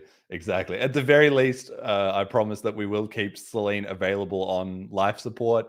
we'll keep the servers online or whatever. But if we have to scale down to, minimal security patches while we, get some sats flowing some other way and then move things forward at the speed we can, well, that's what we'll do. But I'm hoping we get funded and the stuff that we've shown is compelling enough that people would rather us continue onboarding 10 million daily active users. I don't mean to derail too much, but y'all aren't going to pull a session on us, huh? Why? I don't know. What did they do? Like they ran out of funding and they're going under now, I think. Well, yeah. So 4 days ago, I got a notification that was like from Session saying that they're shutting down unless they can secure $1 million. Now this is a week after they've already fired all of their developers. Their $1 million is just for maintenance, like. Well, there's no $1 million needed for maintenance. Like, you can look in the Selene FundMe and find out how much money it takes, for maintenance, which is, well, let's just look at it right now. It's like not $1 million. It's 25 grand. And so if worst comes to the worst, I'm sure we can scrape up that money and keep the servers online. But that only gets you so far, and that's without factoring in a second of Kallisti and I's time to actually maintain the updates and push out new security fixes and so forth. But if we were running at that subsistence level, Selene as it is working great for many people. We would obviously fall behind other wallets that continue to innovate and build, but Selene is not going anywhere. But whether it's actually continues kicking ass, that remains to be funded, basically. All right, let's get on to something else then. We've got Quantum has been the big topic in the community recently. Of course, we released a sort of blog post update from Selene saying what we thought the situation was, which is essentially there's no need to panic. Quantum is theoretical, but it could also arrive, and it could arrive faster than anyone thinks. So obviously, failing to plan is planning to fail. So we've got to have a plan. And our plan is pretty simple, which is that Jason Dreisner has promised the Quantum root all production release at Bliss this year. So we'll let him drop that. He's also said he's going to put the Quantum tooling into Libauth. That is the same thing we use in Selene. So therefore, we can upgrade Selene to have some kind of Quantum solution. Whatever is the, details remains to be seen. But in the most dire case, by the end of this year, and more likely by the end of next year, it will depend, again, how rapidly things appear to be moving on that front. In the meantime, Quantum is sweeping over the entire crypto landscape.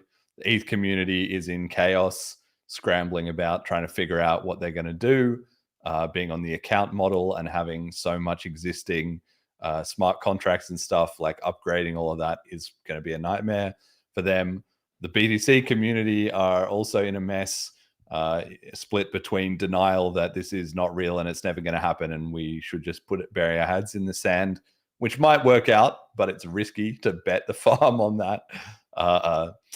With also, other people screaming about it and very worried and slowly figuring out that they are lacking the script updates to do anything like Quantum root on their end. So they are facing potentially an oncoming train with very little preparation. And of course, all of the other altcoins and so forth in the industry are, much less funded. They don't have either the dev talent or the money to dedicate to preparing well for Quantum. So to me, that makes BCH a prime candidate to benefit from this situation if we can release some cutting edge Quantum stuff and just begin quietly, or not so quietly, we should make a big deal out of it, publicly integrating into the ecosystem and preparing for Quantum. If it never happens, well, we were prepared.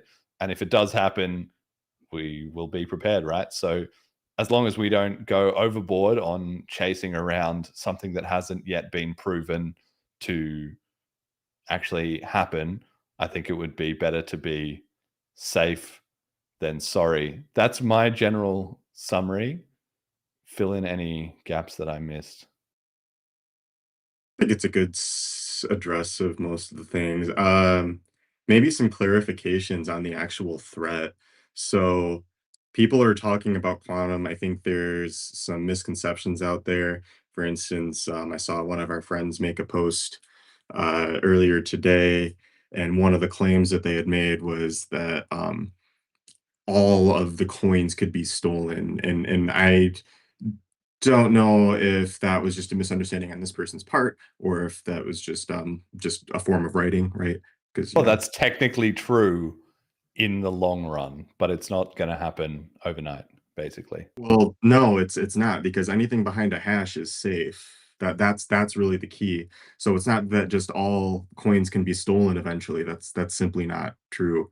Um, it's any coin with an exposed public key can be stolen. So this is going to be Satoshi era pay to public key, not pay to public key hash, because there's a difference. So anything that's locked by just a base pay to public key only script, those are immediately vulnerable. With pay to public key hash, which is our standard address type now, you're only vulnerable if you reuse that address or if you don't spend all of the UTXOs of that address. As soon as you spend from an address, that address's key is exposed, which means it is now vulnerable to quantum. So in a perfect world where we never ever reused an address, which is not possible due to practical reasons, then we actually wouldn't need to do anything at all. Like the old Satoshi coins would probably just get swept eventually, which I personally do not think is a problem for like, especially like the solution to that problem is just more liquidity in the ecosystem, like just more people using the coin, because we would just absorb the buy. And it's also a second misconception is that all of the quantum coins would get swept up all at once, which is also not true, because it takes time to brute force that key still, even with a quantum computer. So Satoshi's coins, for instance, are all on separate addresses with separate keys, each with like 50 BTC a piece or 50 BCH a piece. So that is not just an immediate dump of all million of Satoshi's coins or whatever. That's just not how that works. So I think starting with the right baseline assumptions about what the actual threat is, we have to start there or the discussion goes nowhere. And so considering like only those P2PK keys are vulnerable, like we don't need to be like running around like chickens with their head cut off saying we need to like fix quantum tomorrow. Let's just, no, we don't. And we already have a pragmatic solution with quantum root, and we have another pragmatic solution with the commit scheme that Bitcoin Cash Logic has been talking about, where basically you pre-commit your quantum sweep transaction, and if somebody has proven to be able to crack the public keys, then you can simply just broadcast your pre-committed transaction and rug pull the attacker. So it gives you an immediate opt-out, basically. Yes. So one thing I want to add in there is that, well, you're right, except for the fact that, like you said, if we don't reuse addresses, we would never have to upgrade. That's I don't believe that's accurate, right? Because there's still the problem of as soon as you broadcast the transaction from a hashed address, then you're putting the public key out there. So in a future world with very, very powerful quantum computers, they could then immediately crack the key and then double spend it, and we'd have all kinds of chaos over the that. The right? mempool risk, yeah. So that is true. I mean, it's still also subject to like the existing arguments against double spend, like you have to collude with a miner and whatnot. That's right. But you know, if you colluded with a miner, it's because you're expecting the payoff to make sense, and the miner expects the payoff to make sense. So, but then you also have the limited window to do that, so within our block time. So if we reduce block time, then that's also a mitigation. And then even then, it's still a race against the clock. So 10 minutes versus, I think right now the approximation is it'll take like over a half hour to crack a key theoretically right now, and with quantum computers that don't exist currently. Yes. So yeah, definitely a future problem. Shouldn't sleep on it. And yeah, you're right. The mempool risk is there definitely. So we will need to upgrade to a point where people are doing quantum signing algorithms so that then that's, you know, that's taken care of. But in the meantime, it's a slow sort of migration, step by step. And But like so, it's way less of an issue than the rhetoric currently suggests. I'll just say it that way. yeah, of course, everybody is very upset and worried about it, particularly in the BTC community for, you know, several reasons. Well, one, they have a much larger holder base, so it's much harder for them to coordinate a migration. Two, they don't have the script upgrades that they can build quantum resistant defenses. They will need a specific upgrade, which again is another whole mess of people arguing about. And three, so much more of their narrative and economy relies on number go up, and so Satoshi's coins getting dumped is going to be a much bigger problem for them than it is for us, both because the coins are more valuable in aggregate as of now, and also because price dumps creates huge chaos in their community, whereas the BCH community is kind of like, yeah, more of the same, like just keep using it to buy goods and services, right? And I just So really look at it as the whole race to 2030 thing. Okay, let's say 2032 or so is maybe when we can expect a viable quantum computer to be able to do this. Like just rough estimate, right? If we don't have the liquidity and volume to absorb a million BCH dump by 2032, we're also talking about like the mining subsidy problem at that point too. Like simply put, quantum is not the issue at that point. We totally missed the boat on getting adoption is the issue at that point. yes, yes. So people have been discussing this issue specifically around the Satoshi coins or just in general quantum protection. So within the facts that we said, which is there's something like 1 million Satoshi coins in P2PK. I think there's about 700,000 other early P2PK coins. So there's about 1.7 million coins in that situation.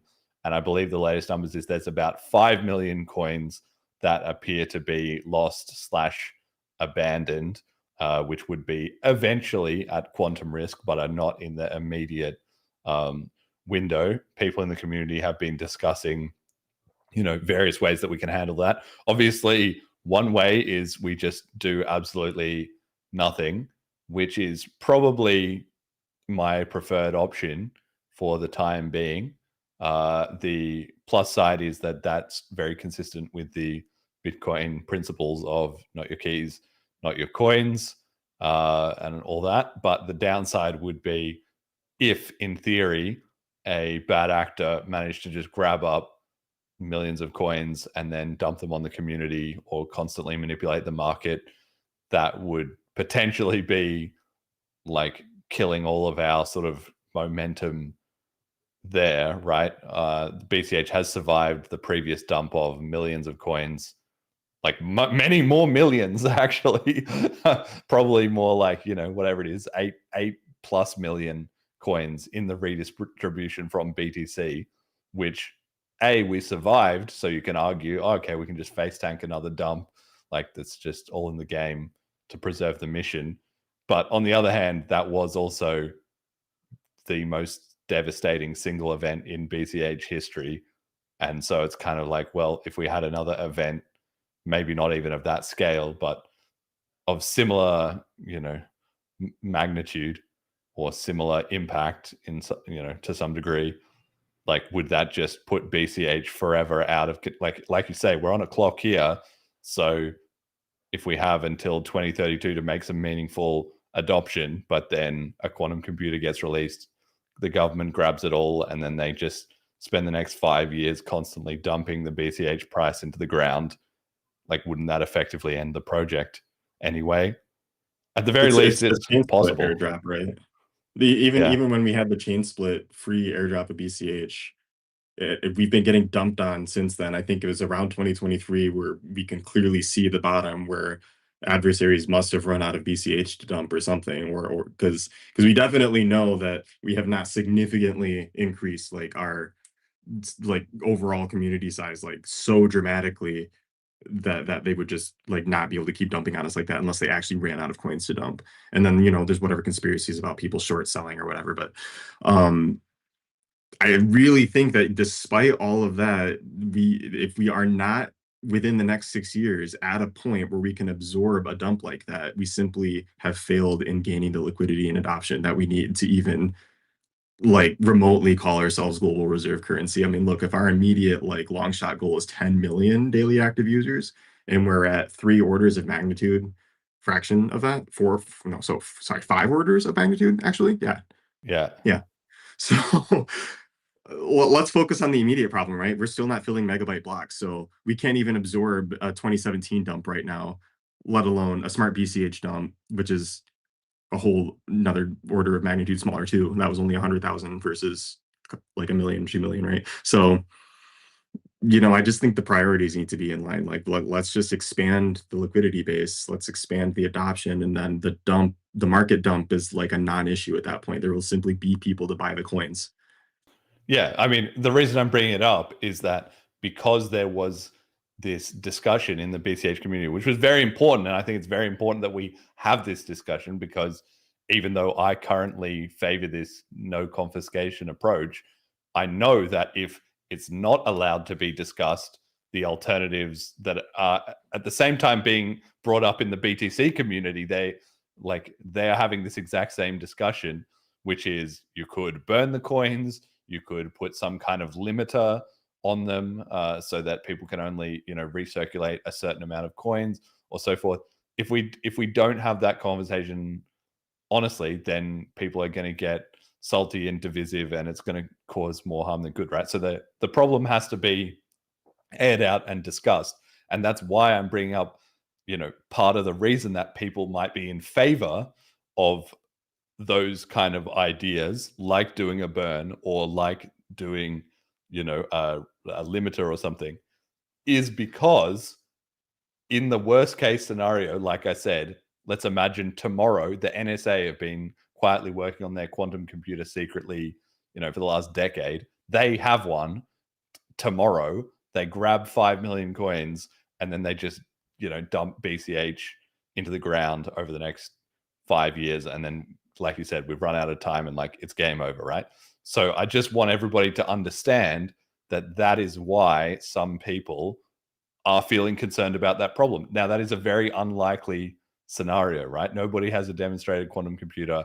Even if they are, would it be possible to grab 5 million coins instantly?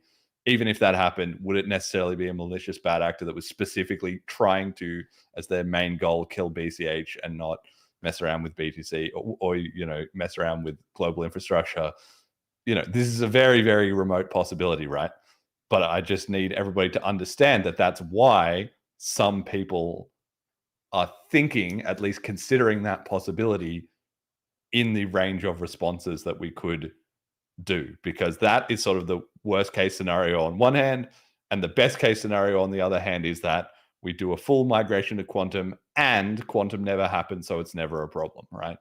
Because if we don't do the migration and it never happens, that's still bad because it could be like hanging over things constantly, like will this ever pop out of nowhere to wreck us, right? So we have to manage that full scale. And what I've seen in the conversation is that people who are on the thinking of the best case scenario, like there's no quantum computers or we'll have plenty of time, we don't need to do any confiscation, they don't seem to really understand the worst case scenario or why people would be concerned about the worst case scenario. But the reverse kind of generally is not true. Like people who see the worst case scenario also are saying, well, that's the worst case scenario. If it works out better than that, it works out better than that, great. But we need to just at least have a contingency plan, you know, for that scenario, right? Yeah, do nothing is definitely not the answer. So I definitely have some amount of remorse for our competitors who do not have a plan. I'm very happy that we have a plan. And like that makes me feel very secure in continuing to build on BCH, is that we have a plan. If literally the NSA had a quantum computer tomorrow, we could prevent, like, I don't know, at least half of the theft because we could scramble to get quantum root in wallets a month from now, like less than 30 days from now. You know, it could be a coordinated community effort. I could DM Jason and ask for help, or I could DM Jerry and ask for help, right? So at least there's that. And I do think that I do want to say personally, I will die on the hill of we should not confiscate the coins or burn them. I think that is extremely antithetical to our philosophy as a truly decentralized peer-to-peer cash and sound money. Like if I were in Ethereum, like during the DAO hack, I would have actually probably been on the side of just, well, we probably should have audited that contract better. Sorry, the funds are burned. I mean, I understand why they did what they did. It's just I personally disagree with that. So that is a hill that I would die on for BCH. Uh, and not to say that we can't do something a little more pragmatic than that. Like, okay, I could be open to something like hypothetically, like let's put a limiter on coin days destroyed for non-quantum safe addresses or something to like at least limit the market impact or something. Like I could see like an argument for that, right? That's a little less like it still kind of violates permissionlessness a little bit, but it's less extreme in my mind than setting the precedent of directly like saying like those coins just can't be spent ever. Like if the like I'm really, it's the precedent part that kind of bugs me to begin with. But if I was to budge the precedent even a little bit, it would be like, okay, this pre-quantum path has a slight limitation to it, but the post-quantum path is like just as permissionless as BCH has always been. Like that's really like the extent of compromise that I feel like I would be willing to make. Otherwise, I would be dying on that hill. Yeah, no, fair enough. And I understand. I mean, I also feel like the default, the status quo is there's no confiscation. Like nobody's proposed a chip for anything like that. And even if they did, I can't see the community being excited about it unless there was such an extreme scenario that, you know, it suddenly was like, well, an existential threat would be a bad actor acquiring like 5 million BCH or something like that. So, but setting that aside, you know, the status quo has a lot of power, right? Like nobody's having their coins confiscated or stolen. Let's just keep that train rolling. So that's fine. And I also think we're in a good position because we'll be able to see how things play out, especially once quantum root is out and so forth. We'll be able to track on chain and see as the number of coins starts to migrate like that. That's basically like a live prediction market for A, how prepared the BCH community is, and B, how concerned the BCH community is about it too. And I think once people see pragmatic solutions being undertaken, that will also help to calm down people who are envisioning the worst case scenario or concerned about that, right? And I think, yeah, we should also try and be smart. I'm quite interested in the idea of a limiter because, yeah, I personally don't. Obviously, the details would depend, but in the same way that like ABLA is a limit on the block size, like it's not you can have any size block, but it's just set up so that in reality, pragmatically, it's not going to limit the block size. It's just there to mitigate the absolute worst case scenario of being attacked and spammed to death by a bad actor, right? In the same way, I could see us having some Cabla, I don't know, some quantum Abla that would be able to see like, oh crap, like millions and millions of these P2PK coins are suddenly moving. Like, whoa, let's just put a limit on that somehow.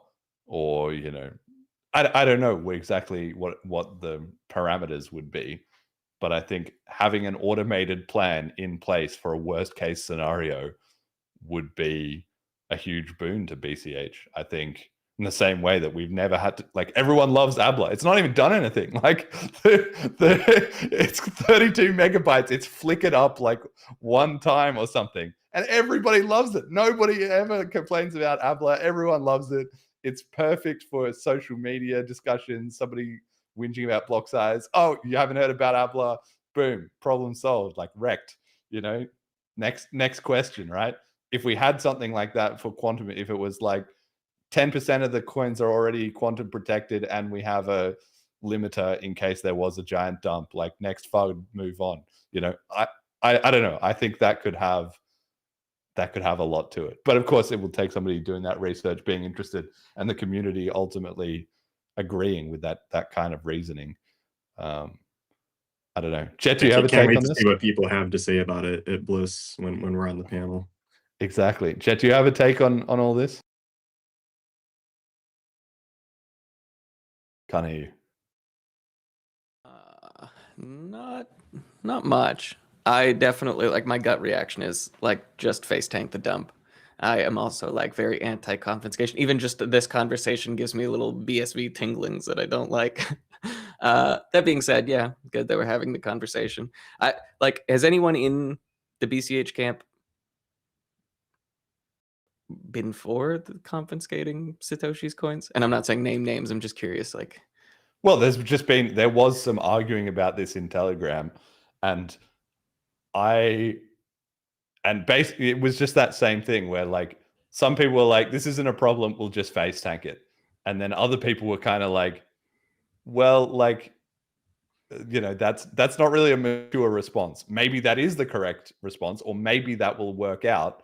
But in a worst case scenario, that is playing with the life of the whole project.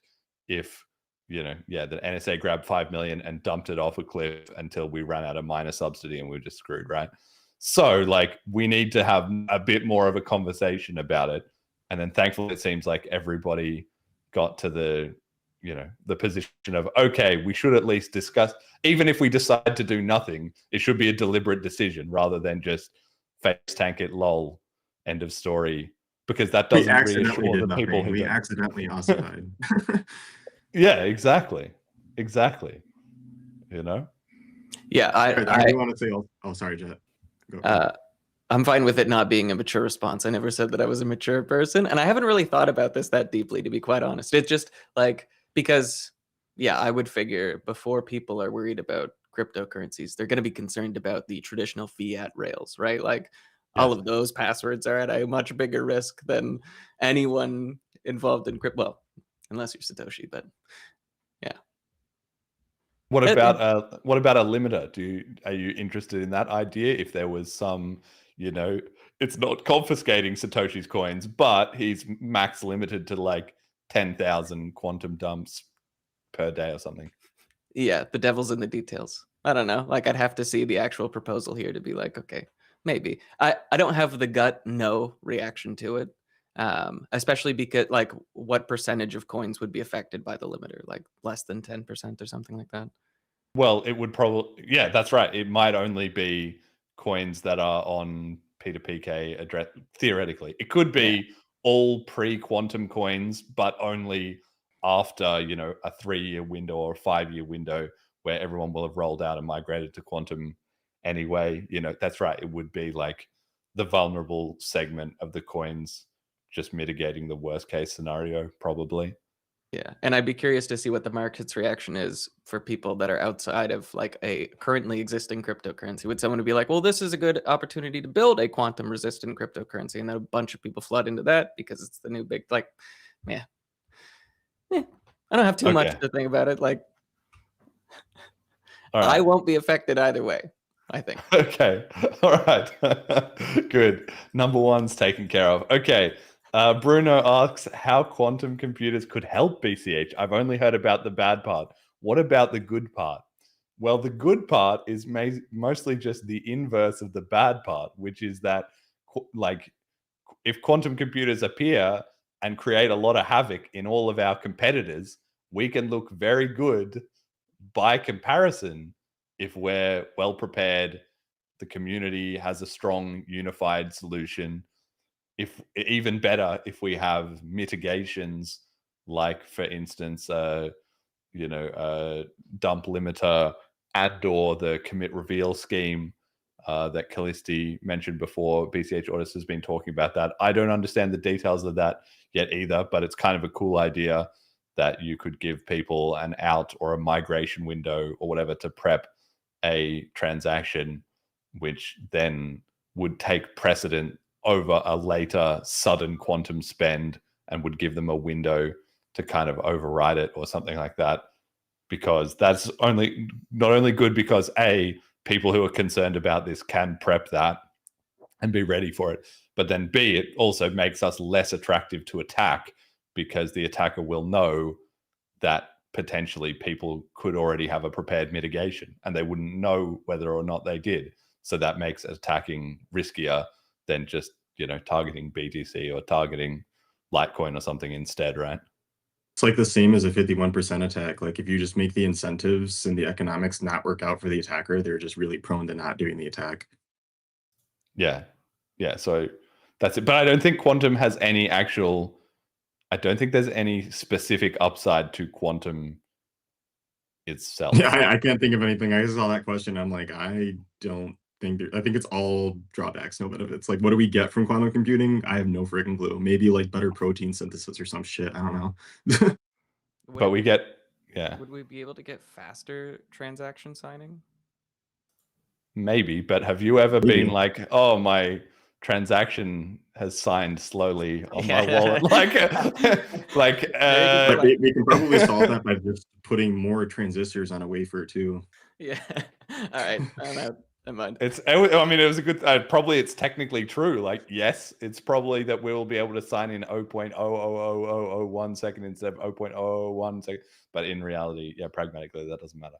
Or maybe a quantum computer would like enable some kind of cryptography scheme that we've never heard of before. That's like super crazy, different mathematical properties kind of thing. I don't know, man. Like, it could unlock scaling. It could be like, lol, we've just solved global scaling, because if you have quantum scheme, then it's only like two bytes per signature, or two bytes per transaction or something like that. Could just completely solve it.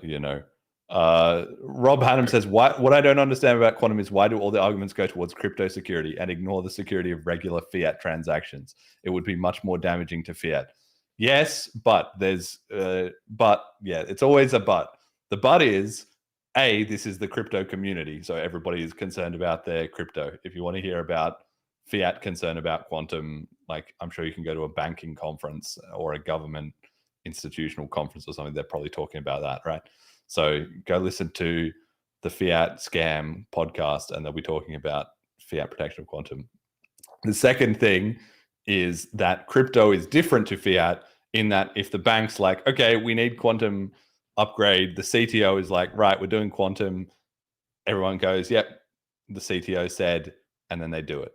Whereas in crypto, we have to have people arguing in Telegram for months on end about it before anything actually happens. So that makes the plus consideration. we got to note that it's also a slightly different attack surface, and then beyond that, there's already research in like OpenSSL, which is like probably the world's biggest crypto library. Like for SSH, for instance, we're already using quantum resistant keys. Like the migration is already just happening in the background. It's the same philosophy behind quantum root. So if we just mitigate ahead of time, it's not a problem. Yes. So the fiat infrastructure will probably be fine, because, I mean, being centralized, it's just very efficient to switch if and when it becomes a problem.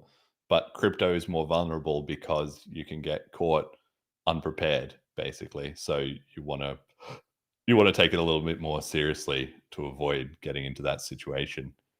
I think that's also because the fiat does not have 10% of their supply sitting around in like unprotected fiat addresses. Like, that's not a thing. There is no Satoshi stack for the banking system. If they switch on quantum, then everything's protected, done. So they don't have to worry about a market dump, and they also don't have to be worried about being attacked by the banking cartel, because they are the banking cartel. So, who knows? They've probably got the quantum computer in their basement right now being like, lol, like, no stress about this one, lads. We're not going to point it at us. Okay. All right. We're kind of going to run a little bit over time, so we're going to skip ahead a little bit. I really want to get to this one because it's just too perfect not to do it. We have a clip from Robin Linus, who was at OpNext recently, a couple of days ago, talking about payments maximalism. Let's have a listen to what he had to say. Oh, you needed the other one, the clip that I linked on my Twitter. I cut out the exact 2 minutes. Yeah.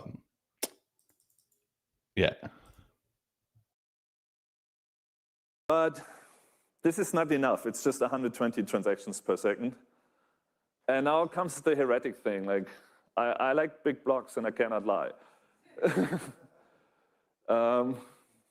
And I know you shouldn't say stuff like that at a Bitcoin conference, but I think we should talk about it. Like, if you are still like waking up at night in cold sweat, screaming like at Roger Ver or something, I think we should get over it. Huh? And also like this entire fake Toshi thing, like if fake Toshi says the sky is blue, we shouldn't say it's red just because he's a scammer. I think that's very, very important. A lot of people have this trauma from like the block size war that a lot of good ideas just got buried in like, it got tainted by bullshit. But it's still good ideas, even though it got tainted because people like fake Toshi talked about it. And it turns out there's actually smart people who propose bigger blocks. First of all, Satoshi did it. In his second email, he already talked about basically 700 megabyte blocks. It was his original intention to scale Bitcoin just by bigger blocks. So maybe there is something to it. TouchDryer proposed in a Lightning paper 112 megabyte blocks, which is quite surprising. A lot of people think Lightning is just a solution, but the Lightning paper says, no, it's not the solution. We also need a block size increase to make it a solution. Quite interesting, and I think we should talk about that more. And even Peter Wöller, he introduced, he proposed BIP 103 back in the day, like it was 2015. I don't want to quote him too much on this. Like, I'm not sure if he's still championing a soft fork for that, most likely not. But back then, he proposed increasing the block size with the rate of improvement of network speed and like hardware improvements, and which is estimated to be roughly 17% per year. Right. So there you have it. And the whole talk is about 25 minutes. And he goes through and he does all of it. All the things that the BCH community have said, all 100% vindicated, basically. He says that you need to have medium of exchange. Otherwise, your store of value is not going to work in the long run. He talks about the problems with the block subsidy and how you need to have low fees at massive scale, because if you have high fees, it's not going to work. People are just going to switch to low fee coins. He talks about you need to have scaling to make Lightning Network work, as you mentioned there. He talks about the benefits to privacy and UI. Obviously, he was talking about the social taboo was totally unnecessary, and just all around getting to the point that basically the Bcashes were right the whole time. Now, of course, that is news to absolutely nobody on this show, but he did he did give this talk on stage at OpNext in front of hundreds of relevant people in the BTC ecosystem. So I think it's a really good example that we're starting to see the narrative collapse in full effect. I would have really liked it if he had mentioned BCH at least once, or anybody besides Roger and fake Toshi in there. Pretty ridiculous to say, well, some smart people knew about big blocks. Here's two small blockers 10 years ago that have spent most of their time ignoring BCH since, just like I have. Like, could we get some credit for being the smart guys that not only A, figured it out, but B, implemented it, and C, persisted through like endless slander and dismissal and hatred for the last decade? No, apparently not. But whatever. They got to figure it out on their own timescale. Robin Linus himself also refused to comment or reply when I asked him about this on Twitter. And I didn't even troll him. I did actually ask I was very careful with my phrasing to not be too sarcastic about it. So there we go. Shout out also to Charlie Spears and Will for running this at OpNext and giving him a stage to talk about this. They had those great talks last year with James O'Byrne and Jameson Lopp talking about these same ideas, and here we have it again in 2025. So they are coming to realize we were right the whole time, because truth doesn't rust. I predicted on the episode with the John Carvalho clip that someone would eventually do a talk like this, and someone in the audience would say, wait, wasn't this what the Bitcoin Cash community have been saying the whole time? Nobody said that. I wish somebody in the audience had asked that as a question. They didn't, though. It's because we But didn't go this year. that's right, exactly. But that's the thing. We don't need to be there, just the ideas are speaking for themselves, and the next thing will just be, it will become socially acceptable not only to say the big blockers were right, but actually to say they were right, rather than just, oh, look at these interesting ideas that we might have discarded and have been left in the ether for the last decade. I don't know. We've won, right? Not yet, but we're almost there. A couple more battles, I would say. What are those battles going to be? Just winning on our own front. Like, we're not getting attacked anymore, but we still got to like climb out of our hole. Like, we still have to win. We still have to get global adoption, right? But I mean, like it's not us versus Bitcoin anymore. It's us versus fiat, and it's always been us versus fiat. But we had to like beat Bitcoin first. I'm pretty sure we've beaten Bitcoin at this point in terms of mindshare, or not mindshare necessarily, but like narrative, I suppose, because mindshare is still like that's the market reflecting that. Yes, but give it another couple of years, we will flip. If we went from 30 to 10 on CoinMarketCap, like we will flip. Yes. Yeah, that's what I'm saying. Just confined to the context of the exact amount of slander and propaganda and revisionist history and everything that we've had to deal with.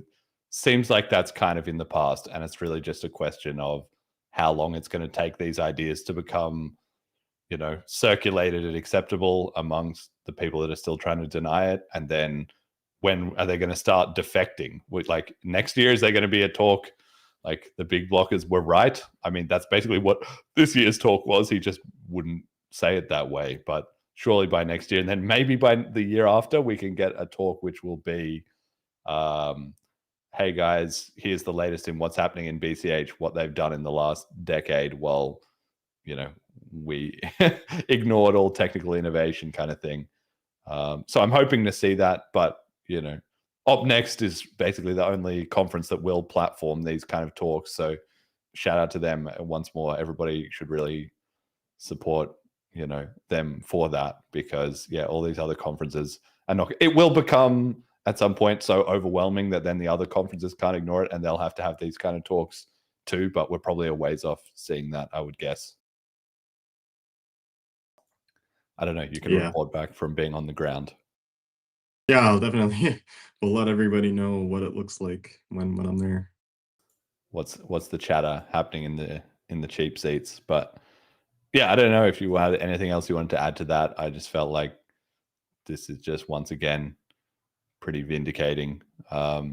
It's just funny to me. It's just funny to me, like how they keep coming around to this. And I think us showing up exactly once last year was the right move. I think not showing up this year was the right move. It's just let them sit and think about that. I loved being up front row, cussing them out on their last talk. Just loved it. Obviously, they heard us because again, they invited us back. Like there was discussion in the chats. Like we weren't hella trolling. I mean, we were kind of tongue in cheek trolling a little bit, but it's like real talk, guys. Like do something. And if you're not going to do something, we're just going to lap you. Sorry, not sorry. Yes.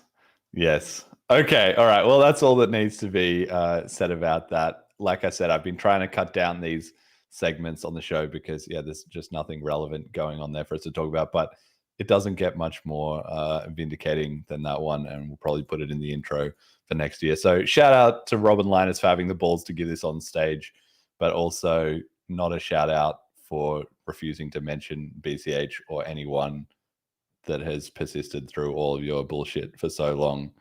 Like, give us some credit where credit's due kind of idea. Okay, very quickly, let's just touch on, I had two other slides. We can just kind of combine them a little bit. We got to talk about the upgrades coming. There'll be more chat about that sort of at Bliss, but BCH Audis has said that maybe 1 minute blocks is not going to be technically ready for this year. Like it might be coming around a bit too fast in terms of having all the convincing research sorted and all the finer edges kind of ironed out. That was probably the front runner to be discussed for the next lock-in, but in lieu of that, he's now excited about native introspection of block headers and op sig hash. So I don't know if you have any thoughts on either of those, that kind of pivot, and whether or not they would be, I mean, there's still 7 months, right? So there's still a little bit of or I guess not 7 months. They're still 7 months, right? Yeah, before November. So we've still got time to work things through on potential other upgrades, especially if they were smaller ones. But if they were, even if it was optic hash, maybe something like that, that would be a very small upgrade compared to previous years. So I don't know. Where are you at on thinking about the upgrades? For 2027 specifically, I mean, the way that things are shaping out right now, I mean, if we end up with nothing, like that's kind of fine, honestly. App sig hash, I don't know anything about it, to be completely honest. So I'm not going to pretend to. I'll look into it and maybe have some intelligent words to say by the time we're at Bliss. And native introspector and block headers is kind of the same, but at least I can speculate a little bit. Like, it seems like it could be useful. I don't know for what, but I don't know why not have an introspection for all of the blockchain data. Seems fine to me at first glance. And then as far as 1 minute blocks, I mean, yeah, we don't have to rush it. There's no reason to rush it. It would be, in my opinion, a great UX booster because waiting on block confirmations does kind of suck. And yeah, there's the argument that if we just, again, same I was saying about quantum, right? If we just had the liquidity, then everyone would just do zero comp and it wouldn't matter, right? But that's not the reality we live in. So let's do something pragmatic about it because in the meantime, waiting for confirmations does suck a lot. But if we have to wait till 2028 for it to cook a little more, that's okay. All right. And I had a slide here. I just want to get your quick thoughts on this one because I know you're big into it. Actually, it was prompted by a post you made about using Claude Code and finding that it had slowed down and sucked. Money is draining out of crypto in general to go and chase AI. And a lot of people have been reporting this stuff about, oh, the models like get worse. It's theoretically the same model, but then it sucks a few months after release, and people saying that the models are being deliberately limited, or maybe the servers are just overloaded or whatever. I don't know. I personally have not had any noticing or experience of this, but also I'm not using the AI constantly enough that it would really, cross my radar. You seem to have found that. What do you think's going on there? What's that about? Yeah, so Matthew Eukins put me on to Claude like at the beginning of this year. Claude Opus 4.5 had just dropped somewhere toward the end of last year, like November, December. And it was honestly like a paradigm shift for AI assisted software development. Before I was like a huge skeptic of it, honestly myself. Just I've messed with chatbots here and there, and it's like, the outputs aren't great, blah blah blah. Then Opus 4.5 comes out. It's and Matthew like tells me to try it out. I'm like, oh, this is like actually sick. So I go like a whole month of just like seeing what this thing can do. I've been using it every day for the past couple months. And then just a couple weeks ago, I switched to Codex, which I'm absolutely certain I'll have the same problem eventually, because the root of it is that all of the AI compute is like super over provisioned. There's like a huge supply chain crunch on the on basically the GPUs required to do that. There's way too much demand for the computing power, and they have to mitigate that somehow. The running theory is that the subscription costs are actually just a massive subsidy for what the real API cost is. And what we were getting with the $200 Claude Code plan, you could actually stretch out into about $5,000 worth of API inference. And obviously that does not scale for them. So I've definitely noticed a lot of this degradation. I'm seeing a lot of chatter on Twitter constantly and on Meta threads also, because I started using that recently. And people are talking about how just like the models are just like going down in quality over time. So Opus 4.7 was just released like a day or two ago, and already my whole Twitter is like, dude, this is shit. This is like actual shit. And I've been seeing nothing but people dunking on Anthropic for the past like month, and I understand why, because I'm one of those people who's experiencing the same problems with the same symptoms. The bots just like pushing back on you for the wrong reasons. It's lazy. It's lying to you. It's like not actually doing the work that it used to do. Whereas when I got into Opus with 4.5, like this was like a freaking miracle to me. I was like, holy shit, this thing is like actually super capable. And over time, just feeling that capability to grading stuff that used to be super simple for it to do is like now a total slog that you have to actively fight it to do. It's like, well, fuck that. I'm not going to pay for that. And I've also been doing a lot of research on local AI models, which just keep getting better and better. So I do really think that there will eventually be a breaking point, which we might be experiencing now, where Anthropic is treating their users like shit. OpenAI treats their users not much better, but I feel like their dooming narrative is kind of slowed down a little bit compared to Anthropic, which is ramping up on that. Like AI is not gonna fucking like destroy everything. It is not gonna be this nuclear doomsday that people are saying it's gonna be. And I wish they would stop framing it that way because it's really irresponsible in my mind. And then also is not a proper reflection of how the technology actually works. Um, so yeah, basically the long and short of that is local's gonna get good enough that it's just gonna fucking destroy these guys anyway. Um, so yeah, watch the Jensen Huang Dwarkish interview on if you're interested in learning more about the AI supply chain and how that all works. It's a really good interview. Do you buy into any of the conspiracy theories? Oh, these models were too good for public consumption, like the Absolutely the public fuck not. Nope, total bullshit. Complete fucking bullshit. Especially if you look at okay, let's talk about the Claude Mythos thing. That's what you're alluding to, right? So I don't know. I'm just saying I've seen that's people what that do is them. what you're alluding to, even if you don't know it. There's been this whole drop on Claude Mythos, this next level freaking state-of-the-art model that's so super good at cybersecurity and hacking that we have to get all of the America's top companies like and back-end access to this beforehand. So how are you going to tell me that you have like this super duper state-of-the-art, super smart model, and then Claude code is the level of shit that it is? And then fucking like everything else that Anthropic has been doing has been the level of shit it is. Your bot is so good at cybersecurity, and yet the entire source code for your primary product line just got leaked somehow. Don't you think that your super smart security bot should have fucking caught that? It's absolute fucking bullshit. No, I don't buy it for a second. All right. Okay. Well, good to know. I Sorry. Chet's like cracking up. I mean, I just thought it was an interesting idea. You know, people could go down that rabbit hole a little bit. Oh, the government is out to stop the proliferation of technology. I mean, because how can we sit here and be like, well, that part is definitely true. Yeah, the government is out to freaking limit all of our compute usage. Okay, Claude or Anthropic is asking for KYC now. Are you kidding me? yes, My credit card's not enough. Like you already know who I am. Why do you need my freaking? You're gonna give it to Persona? yeah. No, I'm good on that. So again, local models. Okay, I can get a local model. It might have some refusals. I can fine tune those refusals out.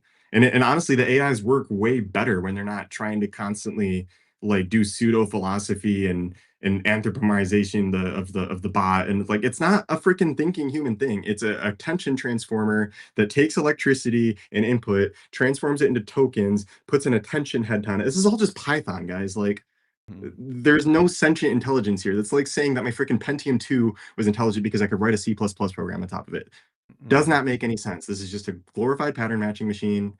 Like it appears sentient, and there's like interesting philosophy we can talk about in terms of like consciousness and like the structure of the universe and blah blah blah, right? But like at the end of the day, it's just doing matrix multiplication. That's it. If you want to make an argument that, oh, we're just meat sacks doing whatever chemical process in our brain, sure. That's totally irrelevant though, because that's not what this is. It just isn't. Okay, brilliant. And we've got message to the community as always. Final chance for you to tell the BCH community what they need to hear. My message to the community. Let me think about that for a second, because usually I'm over here like, you know, keep pushing and stuff, but I want to like actually think about this. What do we need to hear right now? And I think what we need to hear right now is more action, less talk. I think that is the theme. More walk, less talk, or you got to kind of walk and talk at the same time, right? But because we do need to be visible. But I think that the best thing that talks is just real products, real action, real use cases. Go out there and like I was saying earlier, Double O's in the chat right now. Tell him, bro, like, yeah, like why am I not wearing my Selene shirt every day? Why am I not shilling this every single opportunity that I get? Like, what is the barrier still to doing that? Why are we not doing this in aggregates community? Going back to Fiendish 2 years ago at Bliss, what's the 1% today? What are you going to do 1% more? What am I going to do 1% more today? And we just need to be visible in the real world. We need to exist in reality. At the same time, like reality is like the internet too. So like, why aren't we doing more e-commerce kind of stuff? Like, how come we don't have more people selling stuff online? Like, where are these use cases? Where's the imagination? Especially now that we do have AI, you can just vibe code like these like little prototypes and stuff. You can validate an idea super quick now. And I definitely encourage everybody in the community, even if you have no experience coding, try it out. Like, see if you can just validate an idea, and that's it.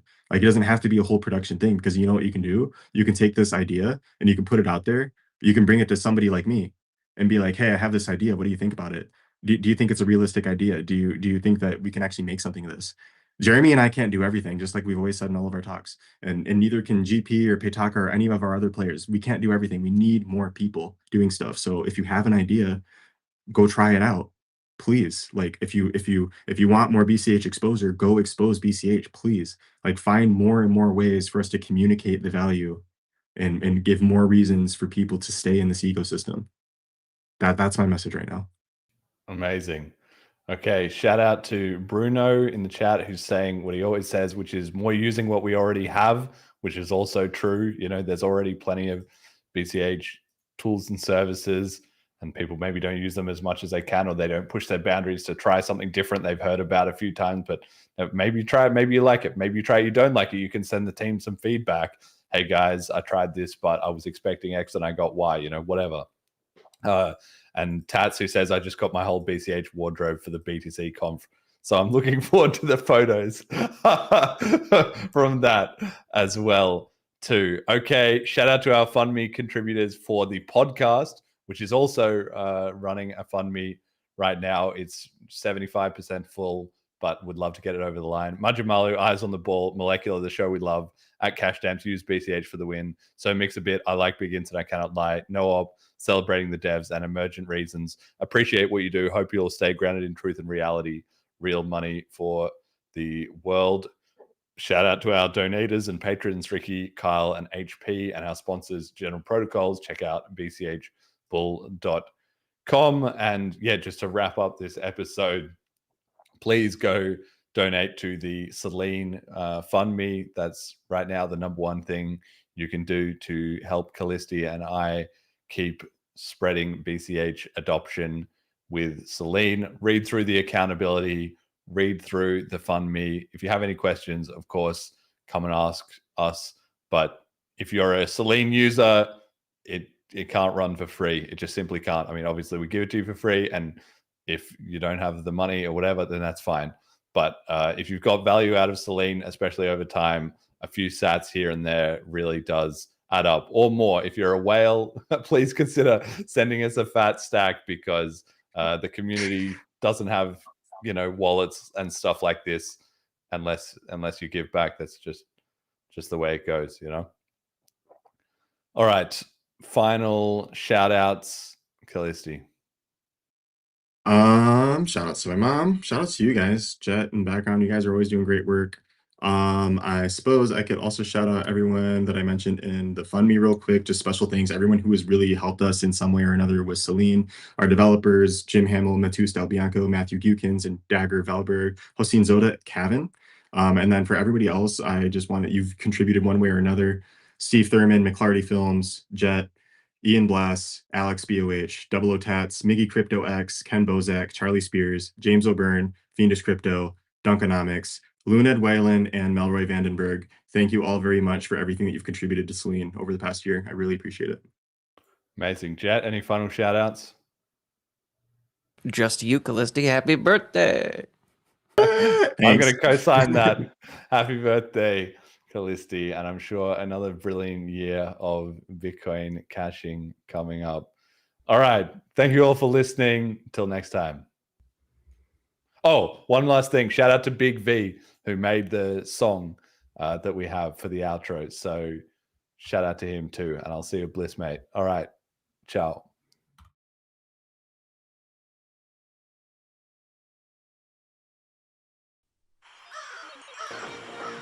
At 10, Donald Trump says the war with Iran was the last best chance to stop the country's regime. I'm honest with the name that was not spoken in last night's State of the Union message, Jeffrey Epstein. Got Bitcoin Court backed by MIT, and apparently, Larry, you will own nothing. Fake. 83 and strike. Bitcoin has been hijacked. There will be no real non-controlled currency in the world.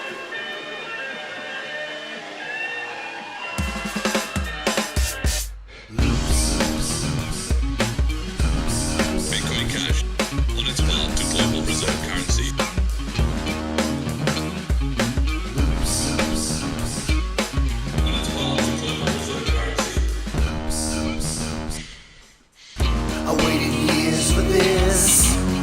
myself so sick, waiting for Layla to come around. Hate hijacked freedom sound, but you can't keep a bad bitch down. Layla's looping back into town.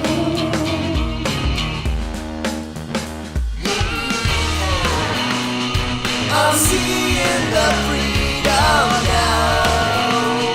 Her 12 words are seeds of power.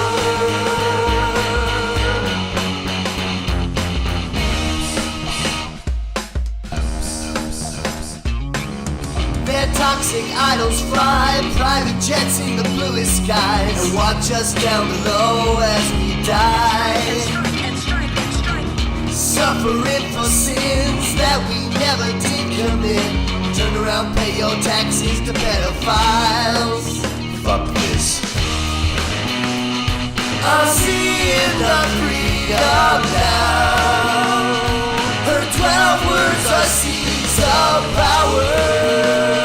They're coming from underground to uproot their world so sour. And let freedom ring. Let freedom ring. Here comes Layla, ain't she cool? Look at how she moves. She ain't no Samuel Altman fool. She stomps on the place with the boots. Yeah, sloppy, climb the cars, rolls in bank accounts too. But Layla's got the final puzzle piece. She's taking back money. In a separate email from Epstein sent to early Bitcoin developer Amir Turkey on April 19, 2014, Epstein told Turkey that he just had handyman, likely referring to. In the name of Jesus, we command all satanic pregnancies to miscarry right now. We declare that anything that's been conceived in satanic law. Sick of all their noise.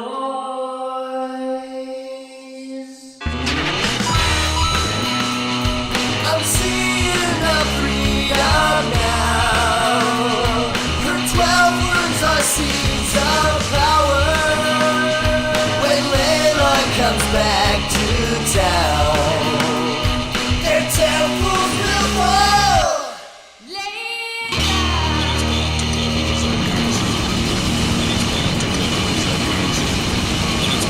Global reserve currency. Jump in and start building on BCH today.